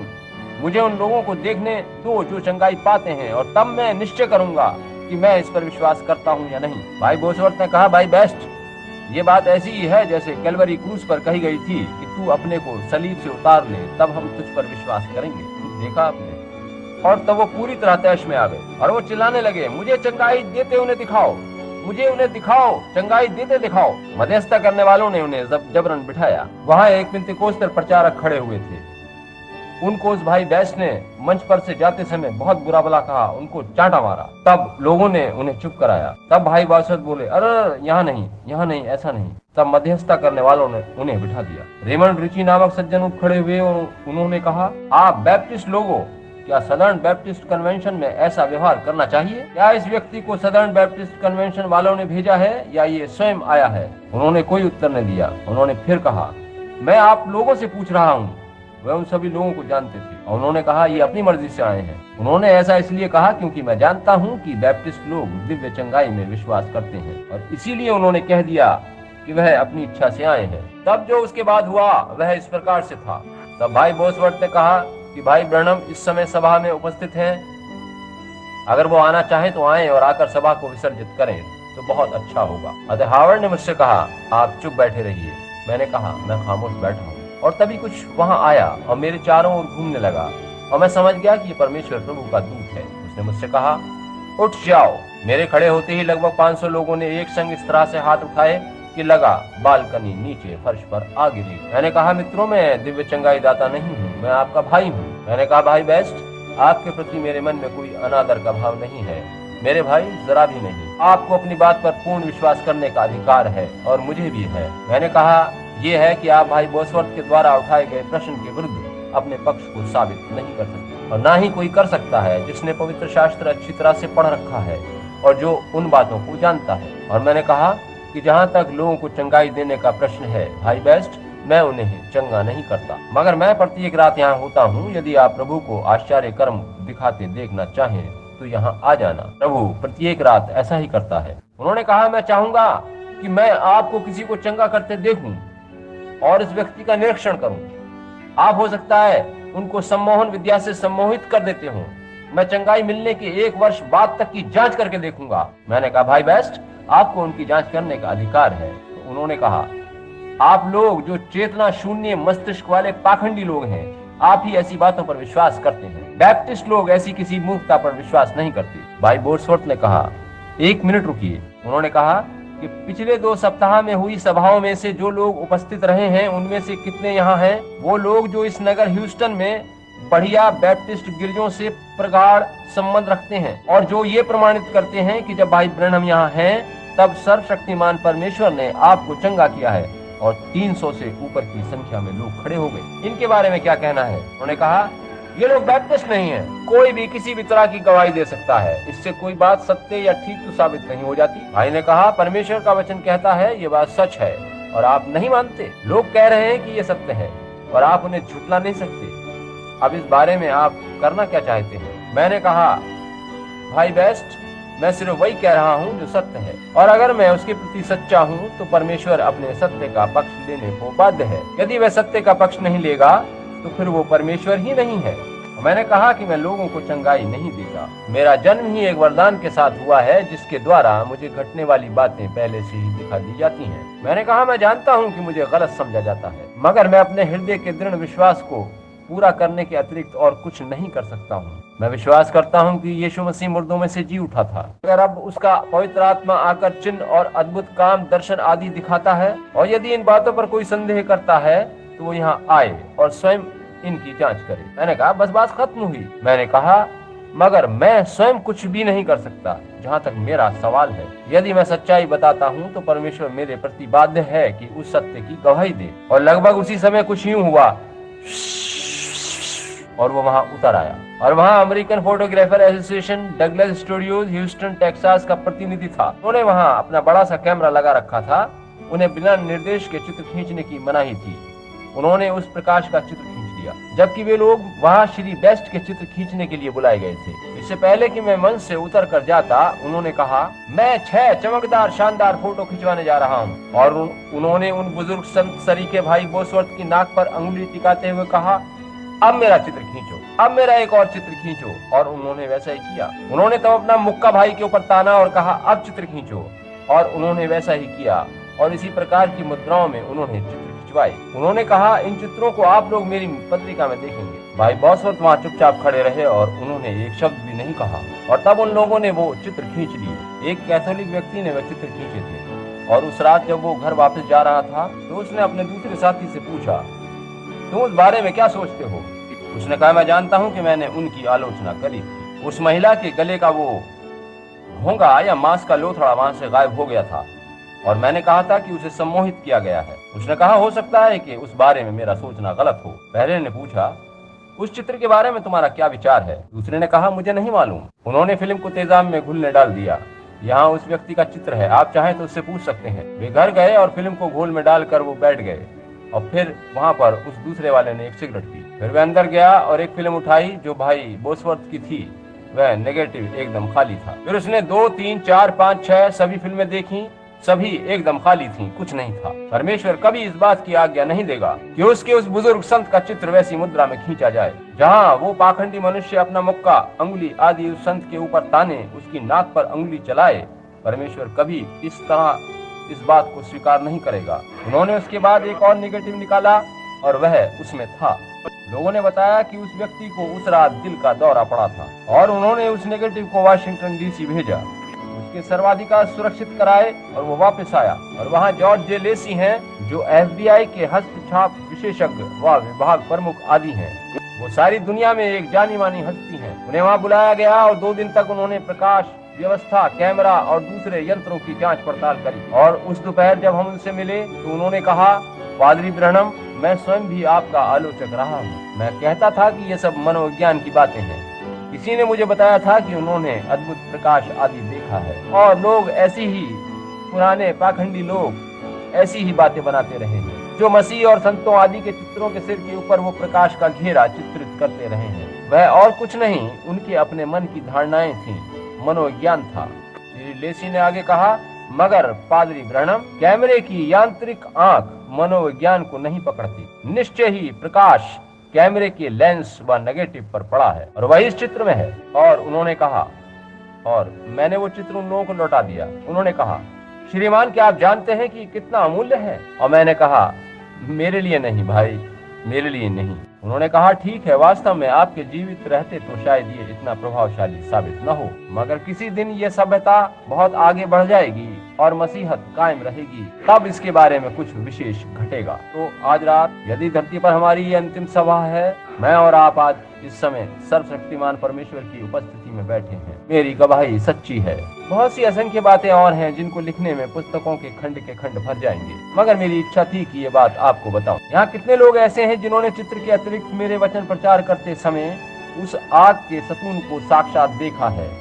आप अपने हाथ उठाइए, सारे भवन में जिन्होंने कभी भी उस प्रकाश को देखा है, हाथ उठाइए। देखिए, लगभग 8-10 लोगों ने साक्षात देखा है जो यहाँ उपस्थित हैं। पूछेंगे, वे लोग देख सके? मैंने तो नहीं देखा। जी हाँ श्रीमान, वह तारा जिसके पीछे वो मजूसी चले थे, वह प्रत्येक वेदशाला से होकर गुजरा था, मगर उन लोगों को छोड़कर और किसी ने उसे नहीं देखा। केवल वही थे जिन्होंने उसे देखा था। एलीशा वहाँ खड़ा अपने चारों ओर आग के रथ आदि देख पा रहा था, और गहेजी ने चारों ओर देखा, मगर वह कुछ नहीं देख सका। परमेश्वर ने उसकी आंखें खोली, तभी वह उन चीजों को देख पाया था। मगर वो एक भला लड़का था जो उन रथों को देखना चाह रहा था और देख नहीं पा रहा था। वास्तव में कुछ को ये दिखाई देती है और कुछ को दिखाई नहीं जाती, ये बात सच है।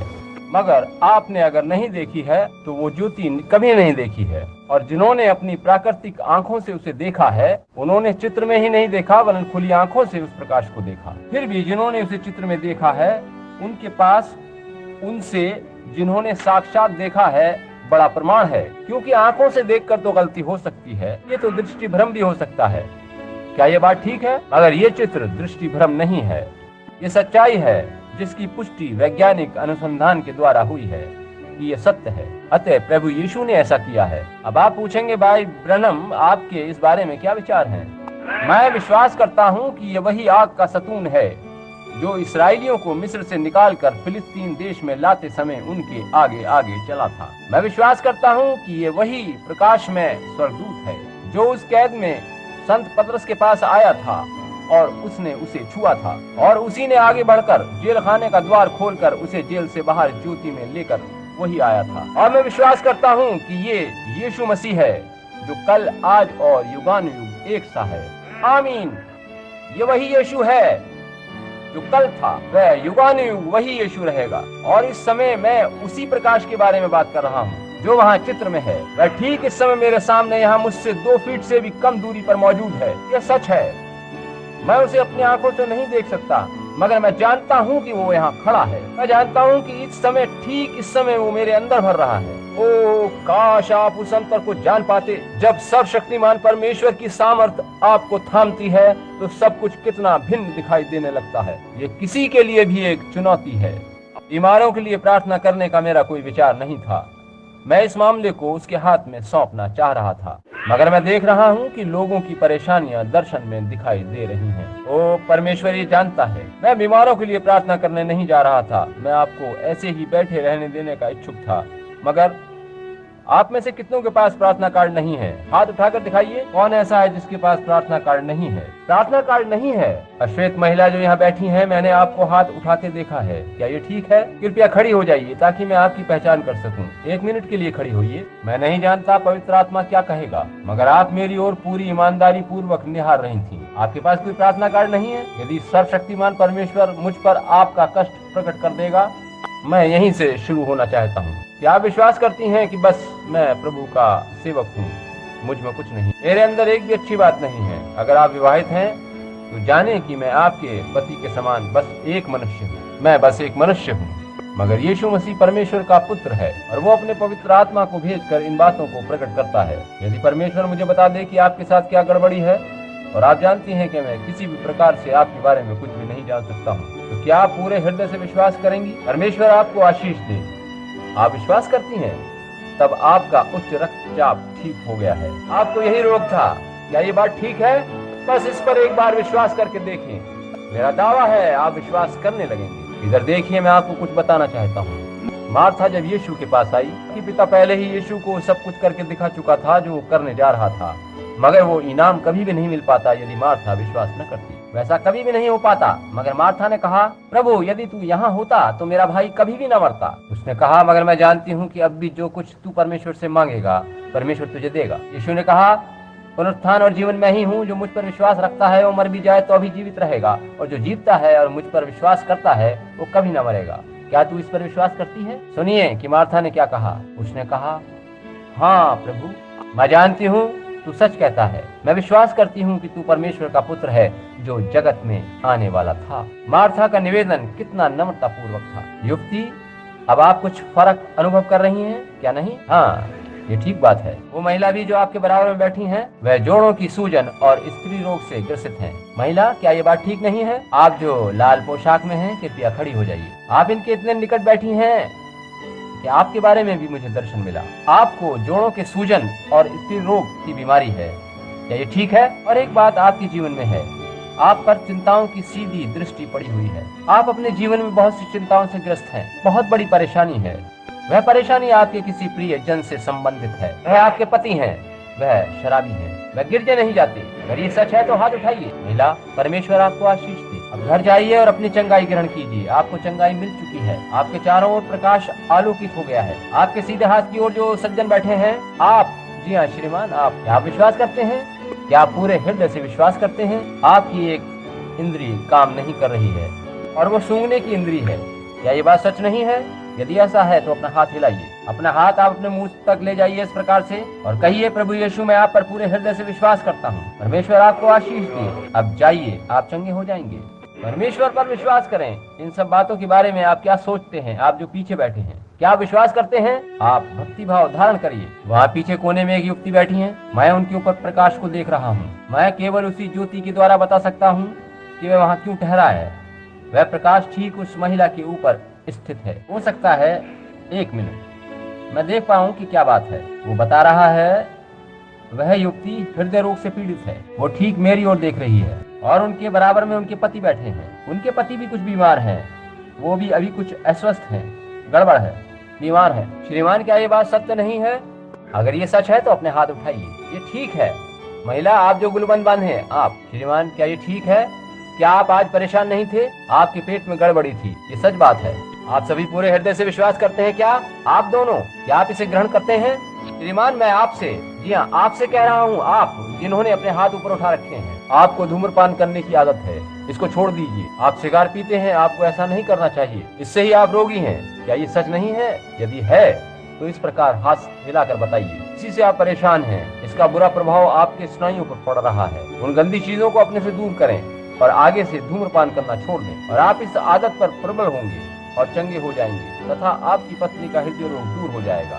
क्या आप इस पर विश्वास करते हैं? क्या ये बात सही नहीं है? मैं आपको इस स्थान से नहीं देख सकता और आप ये बात जानते हैं, मगर आप अपने पास सिगार इस समय भी लिए हैं। वो आपकी सामने की जेब में है। ये सच है। उनको बाहर निकाल कर रख दो और अपनी पत्नी पर अपने हाथ रखो। परमेश्वर से कहिए कि अब आपने वो सब छोड़ दिया है और आप चंगे होकर घर जाइए। आप और आपकी पत्नी चंगे हो जाएंगे। प्रभु यीशु का नाम मुबारक हो। आप अपने संपूर्ण हृदय से विश्वास करते हैं? जो महिला यहाँ बैठी हैं और मेरी ओर देख रही हैं, आप जो अगली पंक्ति में बैठी हैं, अगली सीट पर, ठीक इधर एक नौजवान युवती मुझे देख रही हैं, ठीक इधर जो बैठी हैं। क्या आपके पास प्रार्थना कार्ड है? महिला, आप जो ठीक इधर बैठी हैं, आपके पास कोई प्रार्थना कार्ड नहीं है। क्या आप हृदय से विश्वास करती हैं? क्या विश्वास करती हैं कि यीशु मसीह आपको चंगा कर सकता है? इनके बराबर में जो बैठी हैं, इस बारे में आपका क्या विचार है?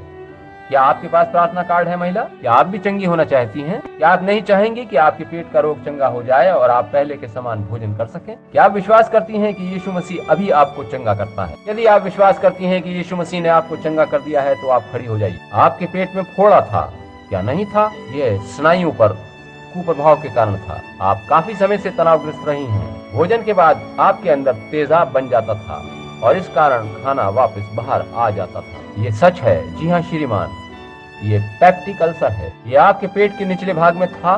भोजन के बाद इसमें जलन पैदा होती थी।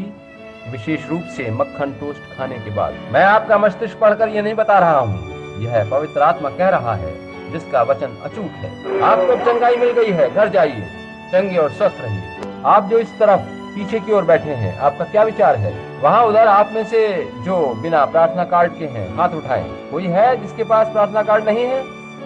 ठीक है, भक्ति भाव धारण करें, मैं पूरे हृदय से विश्वास करें। ऊपर गलियारे में बैठे सज्जनों, आप क्या कहते हैं? परमेश्वर पर विश्वास करिए। मैं ये स्वयं नहीं कर सकता हूँ, यह उसी का सर्वोच्च अनुग्रह है।